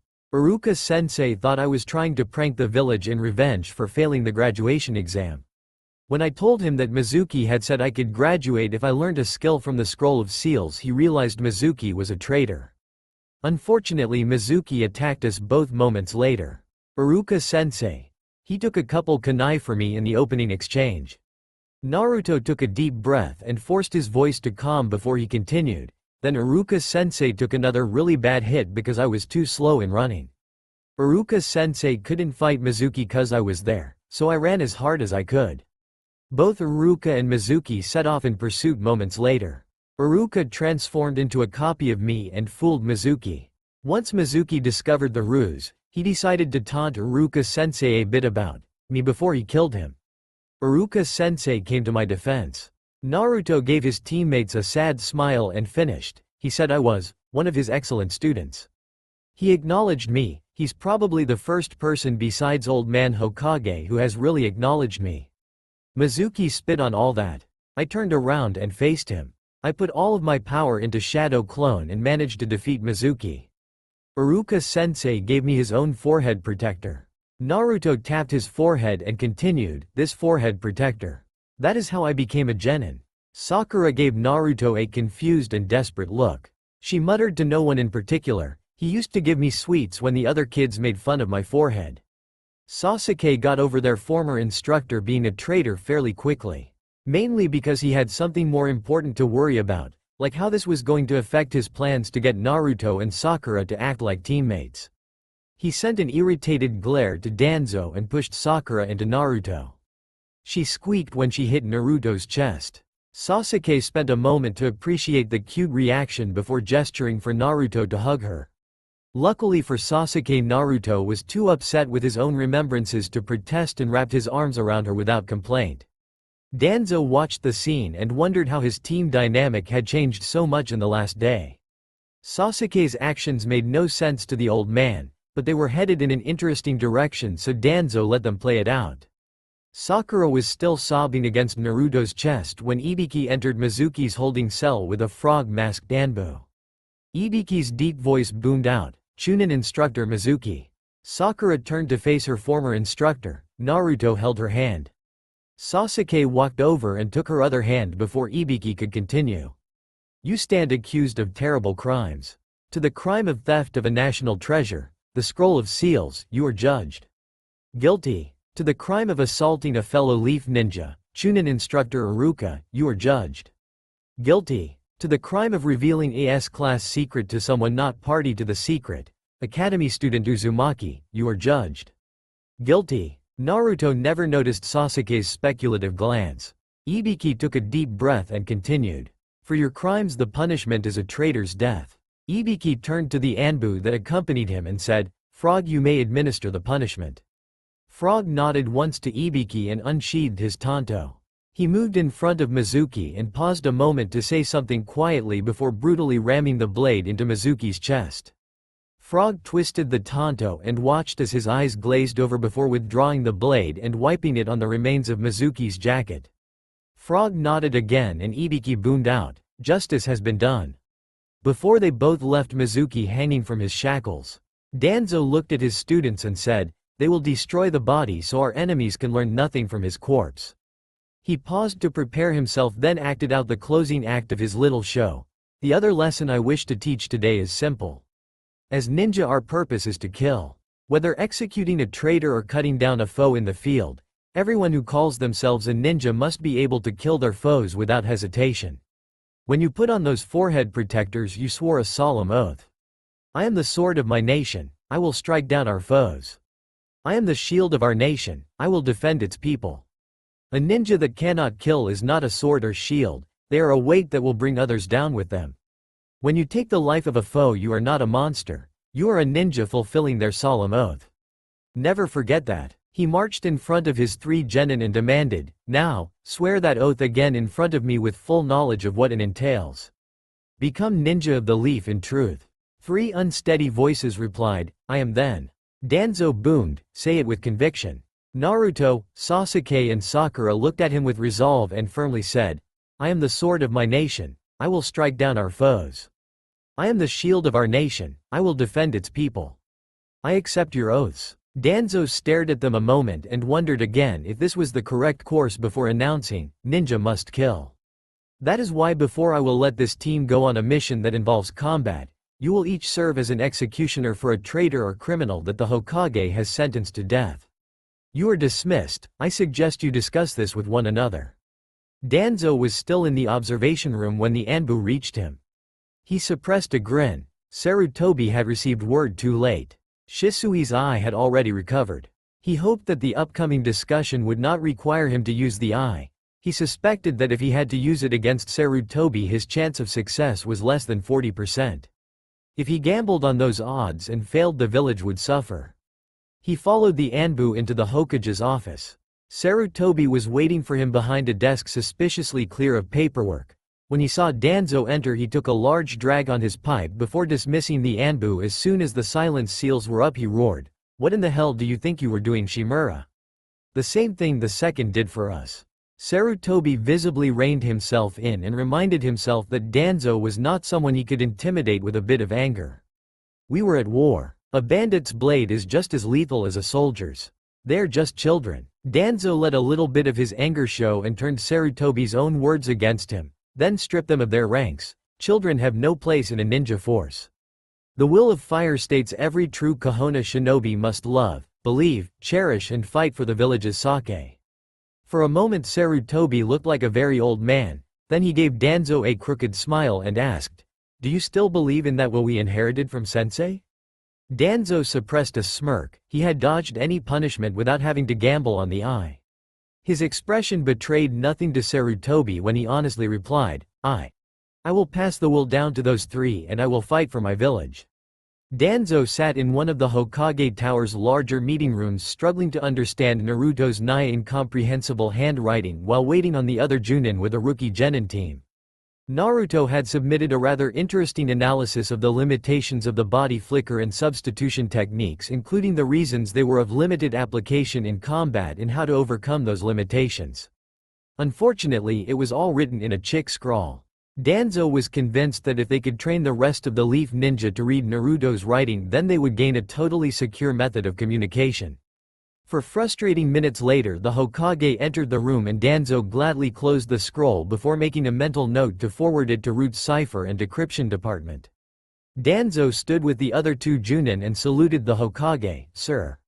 At ease. Sarutobi waited for Danzo and the others to return to their seats before he continued, "Since this is the first quarterly report and you have not had your genin teams the entire quarter, I want a general overview of your team's status before you begin to report on specific members. Who would like to go first?" Asuma and Kurenai both started to speak, then looked at each other and blushed. Danzo allowed himself an eye roll at the lovers' moment and waited for them to figure out who would report first. Finally Asuma began, "Junin Asuma Sarutobi reporting for Team 10. Team 10 has completed 17 D-rank missions and 1 C-rank mission since its formation. Like their parents, the team is best suited for a capture and interrogation role, and I am training them in that direction. As expected from the second generation of the Ino Shikacho trio, the team possesses notable teamwork." Asuma looked at his father to see if the overview was sufficient before continuing, "Genin Shikamaru Nara defaults into the leadership role in combat situations, though he is unwilling to be assertive outside of combat. I am leaving most of his training to his clan and instead focusing on helping him develop mentally. I circumspectly tested his IQ and he is a genius." Sarutobi looked at his son sharply and asked, "So were the academy results incorrect?" Asuma shook his head, "I doubt it. He probably thought it was troublesome and didn't put very much effort into academy assignments. That kid is like an old man. He likes to take things slowly." Danzo wondered if that was a nice way to call a student lazy before asking, so what is his projected development? He has mastered the shadow bind to Yoshino-san's standards and she currently has him working on mastering the shadow imitation. Otherwise she is focusing on increasing his chakra capacity by making him capture deer for the clan pharmaceuticals. I intend to enroll him in the Anbu investigations course the next time a session begins if he meets the requirements, or you will waive them, Hokage-sama. Danzo resisted a snort. It was obvious which of the two would occur. Even with their checkered past, Sarutobi wouldn't refuse his son something like that. I will consider it. What of the other members of your team? Genin Choji Akamichi is the team's sole heavy combatant. Physically he is a monster, his raw strength is Chunin level easily. Unfortunately he lacks the confidence to use it effectively, so his taijutsu is mediocre for a genin. He can currently perform his clan's multi-size technique and calorie control technique, but according to his father he is a long way from achieving mastery of either. When the team confronted a pair of Yakuza toughs during our C-rank protection mission, he utilized one of his family's food pills to augment his strength. Aren't those extremely dangerous? Kurenai interrupted. Danzo kept his face calm but wondered, what were you doing during this? I have been assured by Shuza-san that although the food pills are dangerous, the first pill won't cause any lasting harm. According to him, the pill get their bad reputation because consuming the third food pill is tantamount to opening the 8 gates. I intend to let Choji to continue training in his clan's techniques. I am trying to boost his confidence and am giving him supplementary taijutsu lessons. As you know, my third genin is Ino Yamanaka. She is suited for reconnaissance and espionage. She is extremely effective at getting information out of people, though I would recommend against formal interrogation training at the moment. Among my 3 genin she is best with the standard academy ninjutsu, but her taijutsu is lacking. Her chakra pool is larger than Shikamaru's but smaller than Choji's. During the fight with Yakuza she used her clan's mind-body switch technique to sow confusion, but left her body vulnerable. Her teammates were forced to divert attention between protecting her and the client. Her father is helping her learn her clan's techniques and her mother is giving her an education in basic poisons and antidotes. I am offering to help her improve her taijutsu, but she is not currently interested in additional physical training. Asuma looked over at Danzo and added, "Oh, and she has a crush on your prize student Danzo-sama." I see. Kurenai smiled and asked, I guess I'm next? After a nod from Sarutobi she continued, Junin Sensei Kurenai Yuhi reporting for Team 8. Team 8 has completed 26 D-rank missions since its creation. The team is best suited for reconnaissance and tracking. The team recently was asked to help in the second stage of the Hunter Ninja selection trials as one of the pursuit forces and were able to successfully eliminate 12 of the Hunter Ninja candidates from the running. The team shows an acceptable degree of teamwork for a group that has only been operating together for 2.5 months.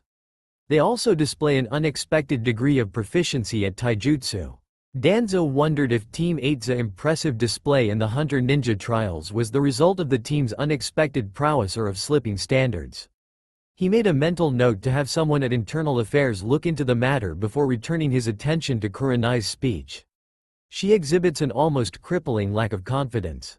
Her taijutsu is, as expected of a Haigua, above average. When she spars against me she preforms at the level expected of a Chunin, but when against her teammates she falls to about mid-genin proficiency. She also displays an unexpected knowledge of herbal remedies and medicine. Due to her position as a clan heiress she has an exceptional knowledge of etiquette and ceremony. Her father has assured me he will supervise her education in the gentle fist style and has asked me to make time for his instruction. I am focusing my instruction on improving her confidence and ability to work with the rest of the team. Because of her Byakugan, she does not need instruction in breaking genjutsu, so I am focusing on increasing her teammates' proficiency in breaking genjutsu before advancing all 3 of the to more advanced instruction. Genin Kiba Inuzuka is at times distressingly brash and overconfident, but listens to his teammates when they speak up. His taijutsu when working with his partner, Akumaru, is exceptional. He has yet to lose a taijutsu spar with either of his teammates. In fact, I would match him up favorably against most new Chunin in a taijutsu-only spar. He has an exceptional amount of chakra for a genin and the worst chakra control I have ever seen, though I hear one of your students is worse, Danzo-sama. I haven't heard that. Danzo watched Kurenai flush a bit before continuing. He is learning collaboration techniques from his clan, but according to Sume-san, Akamaru is currently too young to learn most of the more powerful clan techniques. I am working on his attitude and trying to get him to think before he jumps into a situation that he can't handle, but it is a slow effort. His poor control makes the genjutsu release technique extremely difficult for him, and I am spending a great deal of time trying to bring his skill with it up to par. Unlike the other two, genin Shino Aburame is a bit of a mystery. When I received his profile from the academy, I almost complained of negligence. They had him listed within 2 spots of dead middle in every category. Every teacher's comment in his file can be summed up as, "He is quiet." I'm glad I didn't complain, because in these last 2 months I haven't done much better. He responds politely when spoken to and volunteers nothing. So he is like his father. I don't think that is a fair comparison. While he shares many traits with the rest of the clan, such as his love for observing insects, I doubt he acts in such an unusual manner because of Aburame logic. I don't know why, but Shino is paranoid. He marks everyone he meets with his bugs and hides his skills whenever possible. I know his mother has been training him in the Aburame clan style since he was 6, but he only uses the academy style in taijutsu spars. Kurenai realized how far off of topic they had drifted and returned to addressing her genin skills. Shino may be my strongest genin. The level of taijutsu he has displayed is mid-genin, but I believe his actual level is somewhere between high genin and low chunin. According to his father, Shino can use several of the clan techniques, including the insect clone. In mock combat, his use of his clan's bug techniques shows a level of tactics and planning rarely seen in genin. Since he possesses the necessary degree of chakra control, I plan to start giving him basic instruction in genjutsu once Kiba masters the release technique. I hope that by learning some genjutsu he will be able to overcome a few of the standard Aburame weaknesses. Otherwise, I am leaving his instruction to his mother and father, since he will not allow me to gather enough information about his current level to give him meaningful instruction in other areas. Since his supposed paranoia is not negatively impacting the team, I have no plans to address it. Thank you, Kurenai-san. Sarutobi took a breath before asking. And Team 7? Junin Sensei Danzo Shimura reporting for Team 7. Team 7 has completed 9 D-rank missions. The team is best suited for heavy combat. At its formation, Team 7 possessed a notable lack of teamwork. He shot Sarutobi a glance and continued. In my opinion, they would have failed Sensei's bell test. This is no longer the case. Danzo turned to look at the other 2 Junin senseis and continued. Though their teamwork isn't at the level of the famous trio or even exceptional, they work together well enough.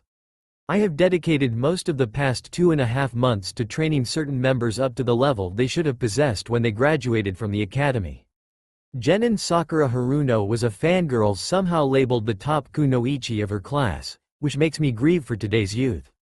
After 2.5 months of exercise, her physical condition is comparable to a middle-of-the-class academy student. He looked at Sarutobi in time to catch the old man signing. "What are you doing?" He signed back, "After." Before covering the pause by saying, "Physically your grandson would beat her, though on a purely technical level her taijutsu is probably mid-genin. She knows no worthwhile ninjutsu.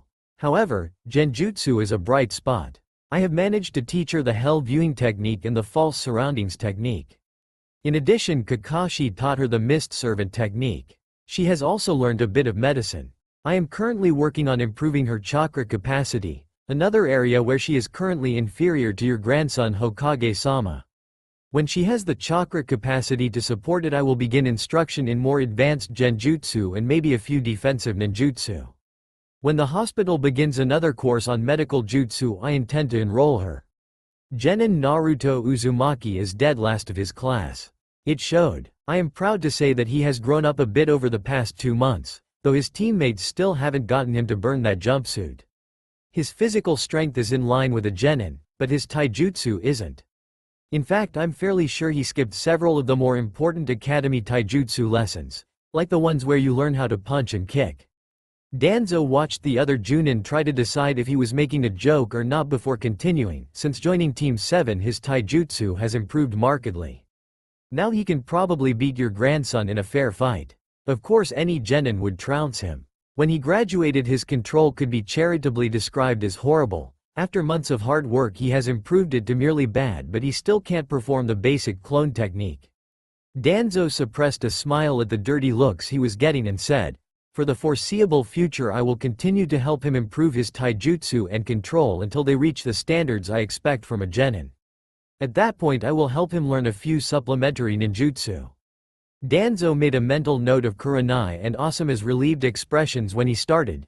Genin Sasuke Uchiha was the top rookie of his class and continues to demonstrate why he deserved that title. His taijutsu is solidly low chunin. When I received him his chakra capacity was chunin level. He had enough to perform the grand fireball technique. However, his large capacity came with the standard control issues, so we have mainly worked on the basic chakra control exercises. He has completed tree climbing and water walking, though I wouldn't say he has mastered either. He has not unlocked his Sharingan and lacks the control required for genjutsu without it, so after teaching him the release technique that subject has been largely left alone. For the immediate future I intend to help him continue improving his control. Kakashi plans to help him learn a few other ninjutsu to improve his library, but he has been having trouble teaching techniques he copied in the first place. I assume that problem will disappear when Sasuke unlocks his own Sharingan. Once I am satisfied by Sasuke's control I intend to start him on elemental manipulation. He paused a moment in thought then added, "I know that if he has lightning Kakashi wants to teach him the Chidori." Asuma protested, "You intended to teach a genin elemental manipulation?" Danzo kept the annoyance off his face and answered, "Yes." Sarutobi broke the awkward silence, "Thank you for your time. Shimura-san, will you stay behind a moment please?" Danzo watched Asuma and Kurenai file from the room and wondered if they had drawn the conclusions he wanted them to. Sarutobi was kind enough to wait for them to leave completely before asking, "What was that about?" "If my team continues to progress at this rate they will be ready for the Chunin exams should they want to compete. No point in tipping off the competition. So you lied to my Junin so your team would gain an advantage and in competition they might or might not be in?" Danzo put on his "I'm innocent" and said, "Lied? I'm not sure why, but his taijutsu really is that bad, and he is improving slower than I expected. Worse, I might have been overly generous when describing his control." Sarutobi did not look amused. Danzo finally admitted, "I just might have forgot to mention a few things he excels in." "So how much have they really improved?" Danzo pulled out the written assignment he had given to Naruto and handed it to Sarutobi. He pulled open the scroll and spent a couple minutes frowning at the scroll before saying, "You taught them cryptography?" Danzo ruthlessly suppressed a chuckle. His handwriting is that bad. He frowned a moment then made a mental leap, "When I start Sakura on seals I'm going to include Naruto in the lessons." He doesn't have the math background for it, but he might have inherited the Uzumaki talent, and even if he has no aptitude for it his handwriting will improve. "Oh, you're going to teach the two genin you made out to be worthless something as complicated as sealing without offering it to your prized student, the Uchiha?" He joked. When it didn't elicit a response he continued, "Have your worries about his mental stability panned out?" "Actually that's something I'm still confused by. After their first mission he totally reversed his stance on his teammates. I know he's still obsessed with killing his brother, but somehow that obsession has helped the team stabilize. Also watching him try to set up Sakura and Naruto as a couple is one of the funniest things I have ever had the pleasure of watching." Sarutobi coughed and returned to the original subject, "So how is Naruto?" Danzo quirked an eyebrow, "Oh, so you don't want to hear about Sakura?" Sarutobi gave Danzo an irritated look, so he answered, "I have been working on covering the holes in his academy education. He is up to where he actually should be in history and math now. As I mentioned, his control is still bad.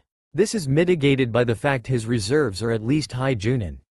Kakashi thinks that Naruto has about twice as much chakra as him. Naruto can waste chakra every time he uses an technique and he will still last hours longer than his teammates. He is also getting smarter about how he uses his techniques. That nigh incomprehensible scroll in your hands is his answer to a question I posed in the team's last group meeting. I asked the team to examine the faults of the substitution technique and how to overcome them. From the small patches of his answer that I can read he drew a rather interesting parallel with the body flicker technique. According to Naruto, body flicker is widely considered a showman's technique that is useless in a fight because it takes 3 seconds to form the chakra required for a jump. But then someone came along and figured out how to cut that time down to a little over a second. Suddenly you have the combat juggernaut Shisui of the body flicker. To Naruto, substitution is the same sort of technique. Currently substitution is almost useless in a fight because you must prepare something like a log to substitute with in advance. Naruto's solution was simple: just make something during the fight. Sarutobi's face lit up in realization. Shadow clone. When Naruto masters the reduced seal version of substitution, no genin will ever be able to touch him. All that with terrible taijutsu and bad control. He is working hard at improving all of his faults. Danzo paused a moment then said, Sakura's solution was almost as interesting as Naruto's. She followed the same logic as him but came to an entirely different conclusion. She decided, why not just substitute with something that is already there? Danzo grinned and delivered a little bombshell. She managed to substitute herself with a pocket of air. What? Sarutobi looked at him with undisguised shock. I will have a copy of her solution passed along to you, but don't get your hopes up. No one has been able to duplicate her trick yet. And she is not going to demonstrate it again until she can do it without giving herself chakra exhaustion. Sarutobi paused a moment to digest that, then asked, I am curious, what do you actually plan for your team? If they complete their 10th mission to my satisfaction, then I will recommend them for their first C-rank mission. Are they ready for that? Everyone but Naruto can water walk and he will have it down in another week or two. Working together they are a match for any Chunin, and they all fulfilled my other requirement. Sarutobi's irritated frown was back. Naruto was inconsolable for days after that. Better here than in the field. You heard your son's report. His genin were not willing to kill their foes, and they were driven to the point where they had to use something dangerous to capture a pair of Yakuza. Team 10 should have won that fight easily. Sarutobi changed the subject. How does Team 7 stack up against the other two teams? Well, I don't know that much. I know you have rude reporting on the other teams. Why would I do that? I just had internal affairs give me a copy of the relevant files. Sarutobi fought back a smile and Danzo continued, it wouldn't be a contest. They are without a doubt the strongest team of their generation. So what D rank do you plan to send them on tomorrow? Danzo's face twisted in an evil grin. I do believe that it is time for Madame Shinji's cat to make another daring escape. You didn't. Ah, the joys of running route. Kakashi has not returned from his mission yet, so I will be pretending to supervise you on today's mission. Danzo pulled out a red D-rank scroll and said, we have been asked to retrieve Madame Shinji's lost cat, Tora. He can be identified by the red ribbon on his right ear. Sasuke, you are the team leader for this mission. He paused a moment then added, dismissed. Yes, Danzo-sensei. Danzo gave his team a small smile and sat down on the bench. According to Sai, Tora was in fine form. He would have time to grade those essays on the implications of different types of terrain. Naruto waited for Danzo to be out of earshot before asking, so what's the plan? Sasuke shrugged then said, not a clue. Do you know anything about this cat? Sakura looked like she wanted to say something then sighed and admitted, nope. Naruto just shook his head. We could just do what we do every time. Have stupid throw shadow clones at the problem until it goes away? Jerk. Naruto tried to scowl at Sasuke, but despite his efforts one side of his lip kept ticking upwards into a smile. For a moment his teammates stared at him. Then Sakura bust out laughing. A moment later Sasuke and Naruto joined in. When they recovered, Sasuke instructed, 10 pairs of 2, have them sweep the village from the north. Meanwhile the three of us will go to the market district and ask around. Naruto spent a moment carefully metering his chakra, trying to minimize the amount he wasted, before shouting shadow clone.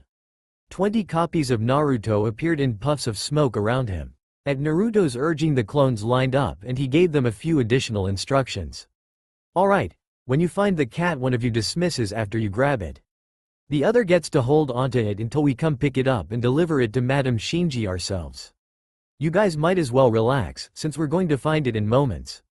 Believe it. Sasuke watched the Naruto clones run off towards the northern edge of the village for a moment then said, did your clone just try to one-up us?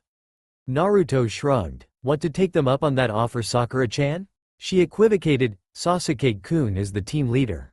Well, what do you say, oh great team leader? Sasuke frowned a moment and thought, if Danzo-sensei catches us screwing around on a mission, he might not let us go on a C rank, and I can't put up with D ranks any longer. Somehow he always catches us too. How does he do that? Sasuke forced himself back onto the subject at hand before he got too far onto a tangent and said, "We can grab something quick if we do it while asking about the cat." Naruto's eyes lit up, but Sakura interrupted him before he could open his mouth. "No ramen." "Sakura-chan, that's heresy." Sasuke decided, "Dango it is." Before Naruto began to extol the various benefits of ramen, they made it to the market district before Naruto asked, "So who's buying?" He spent fraction of a second looking at his teammates' expressions before shouting, "Nodded." Sakura gave Sasuke a set of puppy dog eyes and said, "Will you do it, Sasuke-kun?" Sasuke resisted the urge to rub his temples and said, "Why don't we play rock-paper-scissors for it instead?" He might not have his Sharingan, but he could still read hand motions better than the other two members of Team 7. All three members of Team 7 chanted, "Rock, paper, scissors, shoot," and signed while trying to read their opponents. Naruto's hand reached the center a fraction of a second before he could finish changing his rock into scissors, leaving him the loser against his Sakura and Sasuke's last-second decision to both choose paper. He hung his head in defeat and asked, "So what do you want?" Sakura handed him a few bills and said, "Chestnut please." Sasuke paid him and said, "I want soy, remember to ask the owner about the cat." Naruto sighed, he wouldn't be able to find chestnut-flavored dango at one of the street vendors. He would have to go visit that specialty shop at the end of the street. The shop was small but well furnished with small booths separated by paper hangings. He ignored the seating and walked over to the takeout counter. The owner of the shop saw him come in and met him at the counter a second later. The owner stared at him a moment before finally asking in a gruff voice, "What will you have?"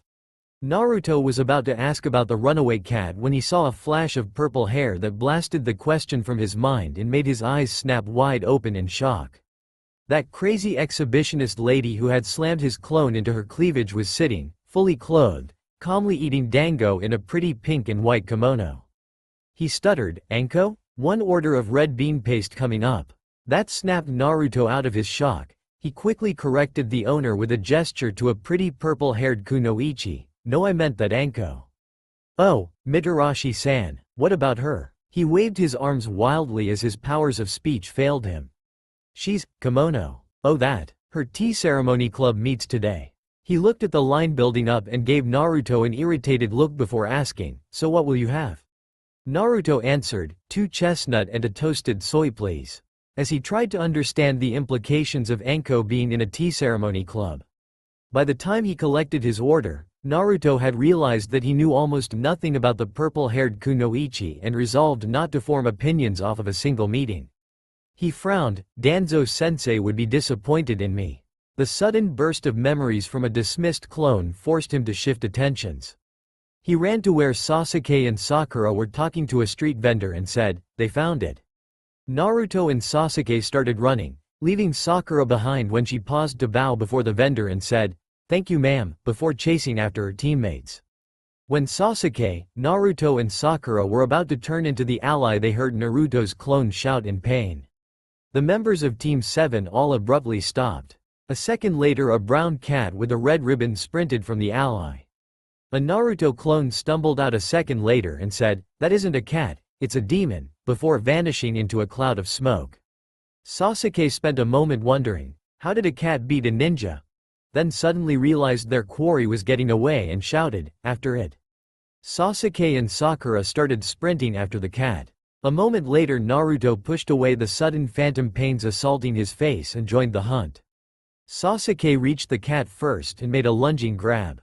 Tora jumped in time to slap Sasuke in the face with his bushy tail. That proved to be a mistake on the cat's part. Sakura managed to grab a hold of the tail before Tora could withdraw it. Sakura squeezed hard and yanked the cat back when it tried to jump away. The cat made a pained yelp and turned on Sakura. For the first time since Danzo had decided to give them mandatory uniforms, Sakura was completely and unabashedly grateful for the heavy green jacket. Tora's claws couldn't pierce the heavy green fabric, so he sent an angry swipe at her face. Sakura dropped Tora and grabbed where the little demon had scratched her cheek. Tora tried to dive through Sakura's legs while she was occupied, but Naruto was waiting on the other side. Tora performed an abrupt about-face to dodge the blonde and ran right into Sasuke's waiting arms. Sakura glared at the cat Sasuke was holding tightly while Naruto rubbed antiseptic into her wound. She managed to suppress the urge to twist Tora's little neck and thought, "That little demon made me look bad to Sasuke-kun, I have to make it pay." When Naruto finished taping on a small piece of gauze, she rapidly formed a series of hand signs and whispered, "Demonic illusion. Hell viewing." She watched with satisfaction as Tora's body went stiff. When the little beast started twitching and malicious grin spread over her face. Sasuke and Naruto stared at their teammate's smile before independently coming to the same conclusion, scary. Naruto recovered first. "Sakura-chan, did you really just put that cat in a genjutsu?" That grin didn't change. Yes I did." Sasuke looked down at the twitching bundle of fur in his hand, then back up at his unexpectedly vindictive teammate before finally saying, "You know you have to cancel this." When he saw Sakura was about to make the release gesture, he interrupted before she could finish, "But we need to find a cat carrier first." Naruto woke up with a big grin splattered across his face. It was time for his first real mission. He dressed quickly while mumbling a list of things he would need for the mission: ramen, ninja wire, explosive tags, maybe a few of those paint tags Danzo-sensei made us practice with. I was saving those for a prank though. Oh well, I'll bring them anyway, and I definitely need ramen, shuriken, kunai, and a couple of those folding shuriken that Sasuke gave to me. Naruto had found about half the items on his mental list when a loud knock on his door interrupted the search. "Who is it?" Sakura's voice called back. "Kahona Sanitation Department come to condemn your room." "Morning, Sakura-chan. Open up, stupid." Naruto unlocked the door and Sakura walked into his messy apartment. She sat on the edge of his bed and said, "I came to make sure you didn't pack a bunch of stupid stuff." Naruto shot her an excited smile. "That's so sweet, Sakura-chan." Sakura blushed and replied, "I can't let you drag me and Sasuke-kun down because you are too stupid to pack correctly." Naruto pulled out the last of his emergency ramen supply and sat it on top the stack of ninja supplies. He pointed and said, "I think I did fairly well." Sakura suppressed a sigh. "So where are your spare clothes? What about your weapon maintenance kit or your first aid kit? You didn't even bring a waterproof tarp." Sakura suppressed a giggle as Naruto dramatically hung his head in front of her. "Come on, I'll help you pack properly." She looked around and said, "Where is that sealing scroll that Danzo-sensei gave you?" "Oh yeah, I forgot about it." Naruto started digging junk out from underneath his bed until he pulled the scroll out with a shout of, "Yes." They quickly separated the supplies into a pile of spare ninja supplies, a pile of ramen and explosive tags, and a pile of everything else. Naruto shot Sakura a curious glance at the organization and she replied, "Remember Danzo-sensei said we can't seal consumables into these scrolls since they're cheap. And it's bad policy to seal explosive tags inside a scroll, they can accidentally trigger when you unseal them." Naruto sealed most of the supplies away and slipped the scroll into a waterproof case before packing his bag. He stuffed the first aid kit into the big pocket on the leg opposite of his kunai holster, then made sure he had the correct amount of shuriken and kunai immediately available. Dying because all of your kunai were sealed away in your backpack would be humiliating. He smiled contentedly at Sakura and threw on the ugly green jacket Danzo had made the team's mandatory uniform. After he strapped on his arm guards and his forehead protector, he spent a moment looking in the mirror, then grabbed an old sock to try to polish out some of the scuffs in the armor. He stopped when Sakura started giggling. "I never thought I would see you preen in the mirror like Ino." "Hey, I'm not that bad. And Danzo-sensei says looking good when you meet clients is important. We are the face of our village, if we don't look professional then no one will take the village seriously." Sakura looked at her own arm guards, which she had polished until they shone a deep green, and decided to not push the issue.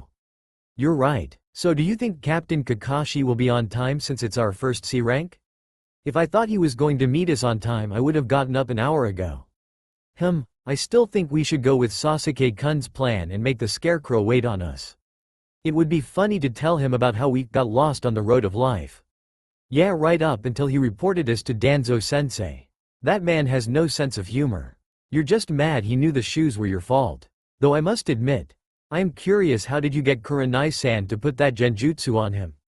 Trade secret. I'm still mad you and Sasuke ruined it by asking why his shoes were squeaking. How were we supposed to know he couldn't hear it? You should have trusted in your teammates more. Naruto threw on his pack and opened the door for Sakura before following her out and locking it behind them. So what kind of mission do you think we will get? I hope we get a patrol mission. I want to see some of the other cities. I'm hoping for an escort mission. I heard that Team 10 was assigned to protect a poor rice merchant and ended up overthrowing a Yakuza group that tried to strong-arm their client. I doubt that. There is no way the mission office would assign something as dangerous as that to a bunch of rookie genin. More likely their sensei beat a couple of Yakuza up at a bar and they tried to get revenge later only to miserably fail. Sakura saw their third teammate and shouted, "Good morning, Sasuke-kun." Morning. Where is the scarecrow? Haven't seen him yet. While Team 7 waited on the bench outside the mission hall for their captain to surface, they checked each other's pack and traded theories on what they would have to do on their first C-rank mission. They all froze when a voice called out behind them. Well, I think you all will receive the C-rank mission of babysitting Ibiki's 4-year-old daughter. It used to be a D-rank assignment, but the last group of genin that got tricked into playing with her. Kakashi shook his head then added, that poor dog was never the same. Sakura recovered first. Captain, does Ibiki even have a daughter? Nah, I was just screwing with you. Though he did marry a cute Nara girl last year. Kakashi took in the three disbelieving expressions and changed the subject. Let's go get your mission. He led them into the mission hall then added, oh, Danzo-san says you are the team leader for this one Naruto. I won't intervene unless I have to. Before Naruto and Kakashi could get in line, the Chunin running the mission desk called out to them. Since this is Team 7's first C-rank, Hokage-sama wants to see you personally. Head over to his office for your scroll. Naruto shrugged and said, guess Danzo-sensei told them ahead of time. The door to the Hokage's office at the mission hall was left open for Team 7. The Hokage smiled at them when Naruto, Sakura and Sasuke filled into the room. Naruto shouted, hey old man. The lady running the desk said we have to come to you for our mission. Kakashi sighed at the disrespect and was about to scold Naruto when the third cut him off. Yes Naruto, I want to make sure you are really ready for this mission. C-rank missions have killed promising young ninja in the past. Why should I give a C rank to your team? Naruto glanced at his teammates. Sasuke looked like he was about to shout at the old man and Sakura looked like she had been betrayed. Naruto looked back at the third Hokage and calmly told him, because we are ready. The third stared at them a moment longer and then admitted, I guess you are. He pulled a scroll from his desk and tossed it to Kakashi before saying, I am assigning Team 7 a C-ranked escort and protection mission. Really? Who are we protecting? Naruto interrupted. I was about to introduce him. He turned to the door to the civilian waiting area and said, you can come in now, Tazuna-san. Sakura cringed when a middle-aged man with gray hair who stunk of sweat and booze stumbled into the room. He took one look at his escort and grabbed his sake bottle. After a couple drinks for fortification he finally asked, what's this? They took another drink and shouted, they are all a bunch of super brats. He wiped the trail of sake running from his lips with the towel he had around his neck and turned to the Hokage, especially the shortest one with the stupid-looking face.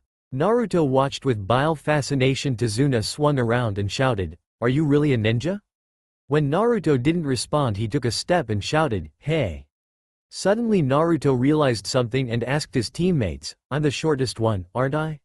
Yep. Sasuke grabbed onto Naruto's wrist before he turned the drunk into a pincushion and angrily whispered, we can't kill the person we are supposed to protect, idiot.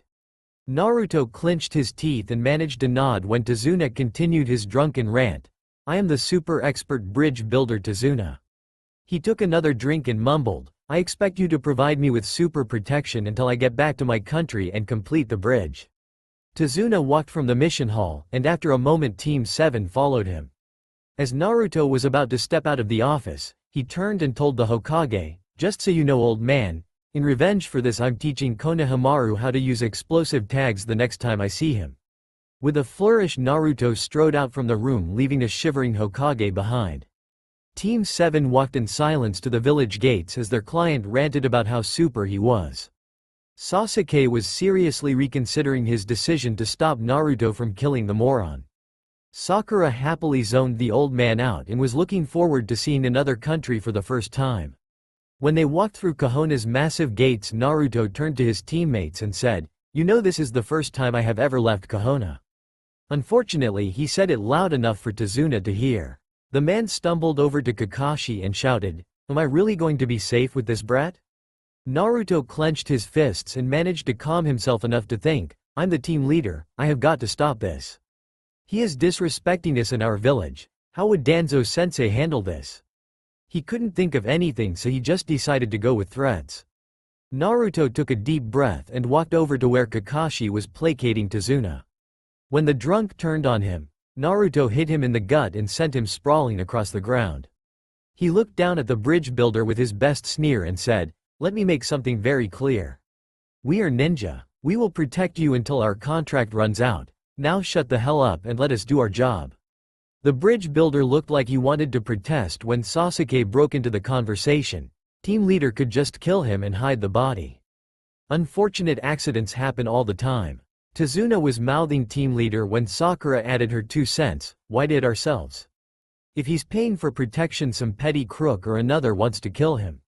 We might even make some money turning him over." The drunk's eyes went wide open and the flush vanished from his face. He stuttered, "You wouldn't do that, would you?" Naruto looked at Kakashi a moment, then said, "We are ninja." Before helping the drunk onto his feet, Naruto turned to his teammates and said, "We will stay in close formation with Tazuna-san. I will create a few shadow clones to scout the area around us and have a decoy group of clones stay about 5 minutes ahead of us on the road. Any suggestions?" Kakashi thought a moment and said, "Anything I can think of would be excessive for this level of protection. Are you sure you can handle the strain of maintaining that many clones?" He was mildly disconcerted by the 3 enigmatic grins plastered on the faces of Team 7 but brushed it off. After Naruto made his clones and put them into a decent patrol route, the team set off towards Wave Country. They walked quietly a long ways before Sakura finally broke the silence. "Tazuna-san, you're from Wave Country, right?" The bridge builder grumbled, "What about it?" Sakura was put off by the man's attitude and turned to Kakashi and asked, "I can't remember from Danzo-sensei's lectures, do they have ninjas in that country too?" He looked at Naruto a moment before giving her a smile and replying, "Not anymore." Sakura caught the hint and dropped the subject, but made a mental note to privately peruse it later. If it involved her teammate, she needed to know. Naruto froze. 2 mist ninja just ambushed my decoy clones. They use a chain and claws in combat and targeted your clone first, Captain. Friends of yours? Kakashi swore and said, "I don't recognize them. You don't have time to look through your bingo book. They just finished off the last of my clones and are headed this way." As if to accentuate Naruto's comment, a swarm of kunai exploded from the trees around them. Naruto and Sakura closed in on each side of Tazuna and swatted the kunai that would hit him out of the air, leaving Kakashi and Sasuke to fend for themselves. Naruto shouted to Sasuke, "Flush them out." In response, Sasuke rapidly signed Fire Style, Great Fireball. Naruto waited a second, then inhaled deeply and signed Wind Style, Gentle Breeze. When the wind technique caught up with the fireball, it went from a bright orange to a dark, barely visible blue for a fraction of a second before it exploded into the woods with a bass thump. Sakura looked at the devastation and asked, "Do you think?" when a pair of mist ninja shot from the ground. One jumped high, dragging the sharp chain which connected him to the other ninja into the air with him, when the other charged the group. Naruto met the one that charged head-on with a brutal kick. The mist ninja countered with a vicious jab from the heavy metal claw he wore on his right hand.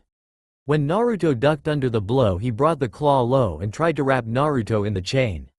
Sasuke followed the one that jumped and mentally judged he didn't have time for another fireball, so sent a trio of kunai towards the mist ninja before jumping up to meet him. The ninja brought the gauntlet on his left hand down in a hard chop as soon as Sasuke was in range. Sasuke accepted the blow on his arm guards and twisted underneath the mist ninja the second before they landed. The mist ninja rolled the second they hit the ground, dodging Sasuke's attempt to put a kunai in his back. Then Sakura finished the last sign and whispered, "Demonic illusion, hell viewing." For a fraction of a second Naruto's foe froze before clasping his hands together and dismissing the genjutsu, but that was all Naruto needed. As soon as the opening came, Naruto stepped inside the Mist Ninja's guard and sent him to the ground with a crushing series of blows to his knee, chest and head. For a fraction of a second he paused, deciding whether or not to finish off his dazed foe. That was all the other Mist Ninja needed to hit him from behind. Sasuke's opponent saw his brother go down and sent a kick at Sasuke. It was blocked easily, but it was enough to give him some room. He yanked on the chain connecting him with his brother hard, sending him flying towards Naruto's back. Naruto heard Sasuke shout in supreme and barely turned fast enough to avoid being skewed. He brought his arm guards together and blocked the claw, leaving him wide open to the Mist Ninja's haymaker. Naruto was sent flying and Sakura desperately whispered demonic illusion, false surroundings. She barely made it in time to save Naruto from the Mist Ninja's follow-up attack. The Mist Ninja snarled as the Leaf Ninja who had hurt his brother vanished from view and stabbed where he thought the brat had fallen. He would have killed Naruto if the blonde genin hadn't rolled away a second before. When his claw didn't contact anything, the Mist Ninja spared a second to cancel the illusion and resolved to kill the pink brat who kept throwing up genjutsu. He made it 2 steps before Kakashi decided to intervene in the fight. Kakashi appeared suddenly in front of the arranged Mist Ninja and sent a sudden strike to the ninja's leg. There was a sickening crack of breaking bone and the Mist Ninja was on the ground. The ninja tried to roll away, but froze when he felt the sharp point of Sasuke's kunai against the back of his neck. Naruto picked himself off of the ground and wiped the trail of blood dripping from his mouth before asking, "So friends of yours?" Before Kakashi could answer, Sakura interrupted, "Their weapons were poisoned. You and Sasuke-kun need to take the general antidote in case you got nicked." Naruto crunched the antidote pill and waited while Kakashi flipped through his bingo book. The demon brothers, Gozu and Maizu, are missing ninja from the Hidden Mist. They graduated the academy at 12 and were promoted to Chunin at 18. Naruto nodded and began to disarm the one Kakashi indicated was Gozu while Sasuke worked on Maizu. They had them both tied up by the time Maizu recovered consciousness. Kakashi gestured for Naruto to begin while Sakura dragged a scared Tazuna from the area. Naruto gave them a fake smile and ran everything Danzo-sensei had taught him about a field interrogation before he said, "Let's keep this simple, we are all professionals here. You Gozu will tell me what I want to know or I kill your brother." Maizu spat at him, "You don't have the guts, brat." Naruto gestured to Sasuke. Maizu was sent sprawling with a vicious kick to the back of his head. When he tried to rise, Naruto stepped on his head and growled in his ear, "I wasn't talking to you." Gozu decided to intervene before the blonde one killed his brother. "Ask, then I'll decide if I want to answer. You don't have time to interrogate us and protect Tazuna." Kakashi's eyes widened a bit and Naruto's smile was back. "You just told me everything I needed to know. Sasuke, can you watch them for a bit? The captain and I need to have a little discussion with Tazuna." Sasuke asked, "Why don't we just kill them?" But there wasn't really any force behind the question. Their alive bounty is higher. Fair enough. Tazuna was waiting with Sakura a bit up the road. Sakura saw their serious expressions and wondered what they had learned. Her question was answered a moment later when Naruto asked, "Tazuna-san, would you kindly explain why 2 missing ninja from the Hidden Mist are trying to kill you?" Tazuna started to sweat a bit and denied, "They didn't have anything to do with me." "Oh, then why do 2 missing ninja know your name?" Tazuna's mouth worked like a fish for a moment, then he sighed and said, "A super dangerous man is after my life." Kakashi, Naruto and Sakura gave him very level looks. Tazuna winced, then continued, "You have probably at least heard of his name. The wealthy shipping magnate. A man named Gato." "Crap." Naruto gave Sakura a strange look after the unexpected outburst, then asked, "Okay, what do you know Sakura-chan?" "He was on that list of people that Danzo-sensei made me memorize. He is an incredibly rich man with no allegiance or moral framework.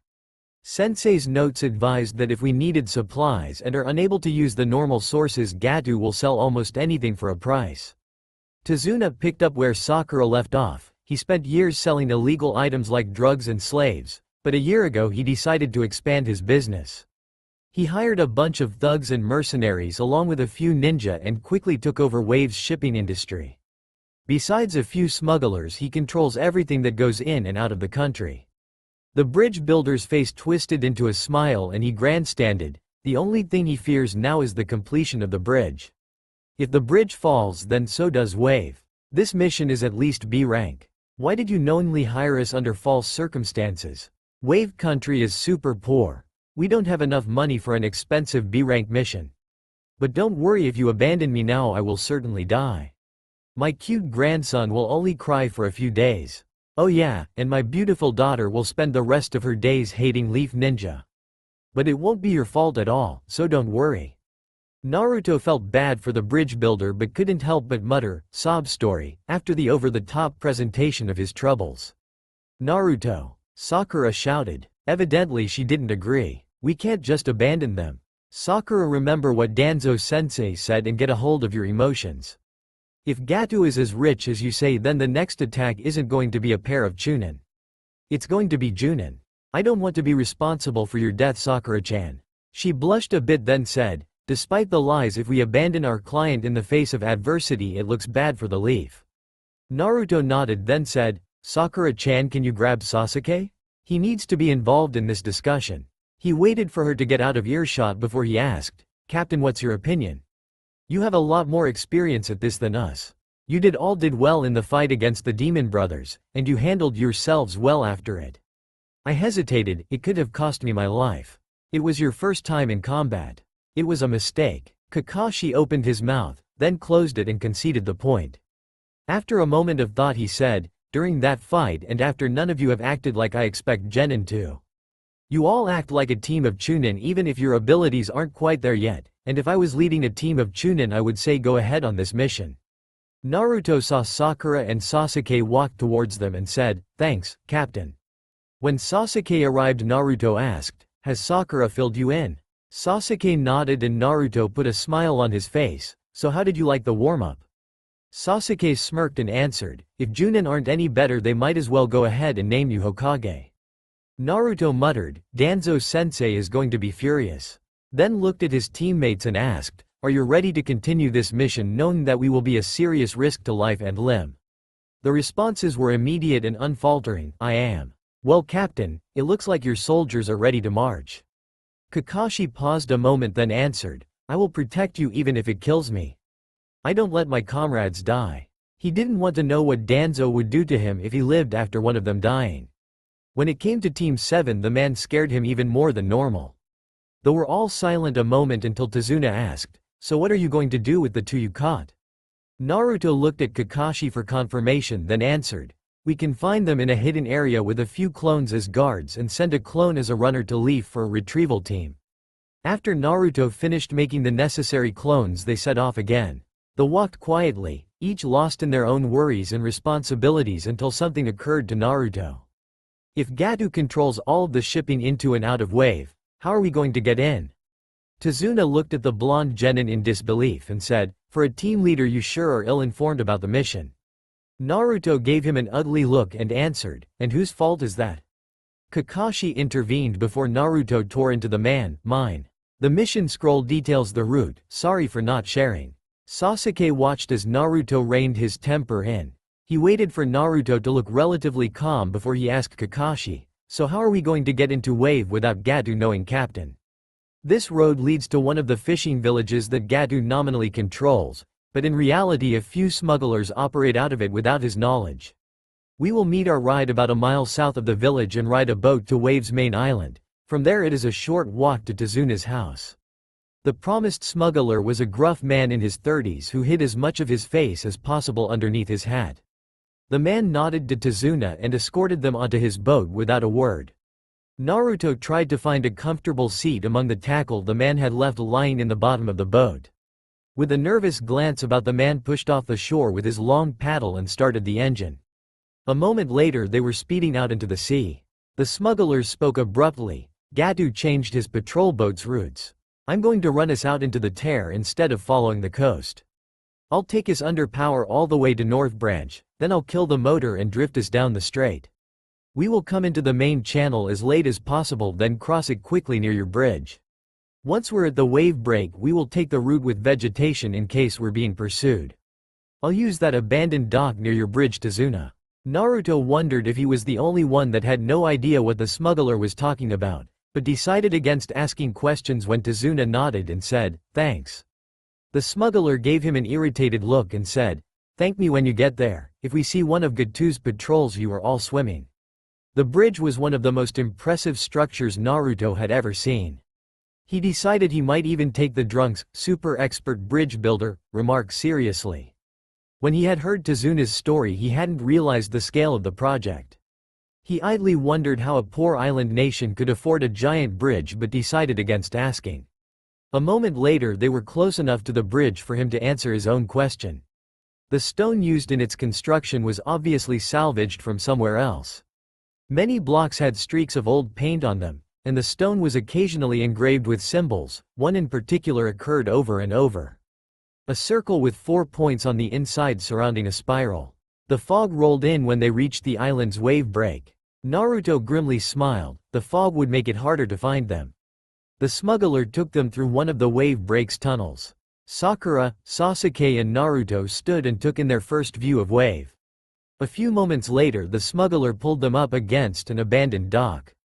They disembarked quietly. Once they were all off, the smuggler looked at Tazuna and said, "This is it for me, goodbye and good luck." Tazuna smiled back at the smuggler and replied, "Thank you so much." The smuggler pushed off the dock and revved the motor. In another moment he had vanished into the vegetation. That's all for now. If you enjoy, then please like, share and do comments.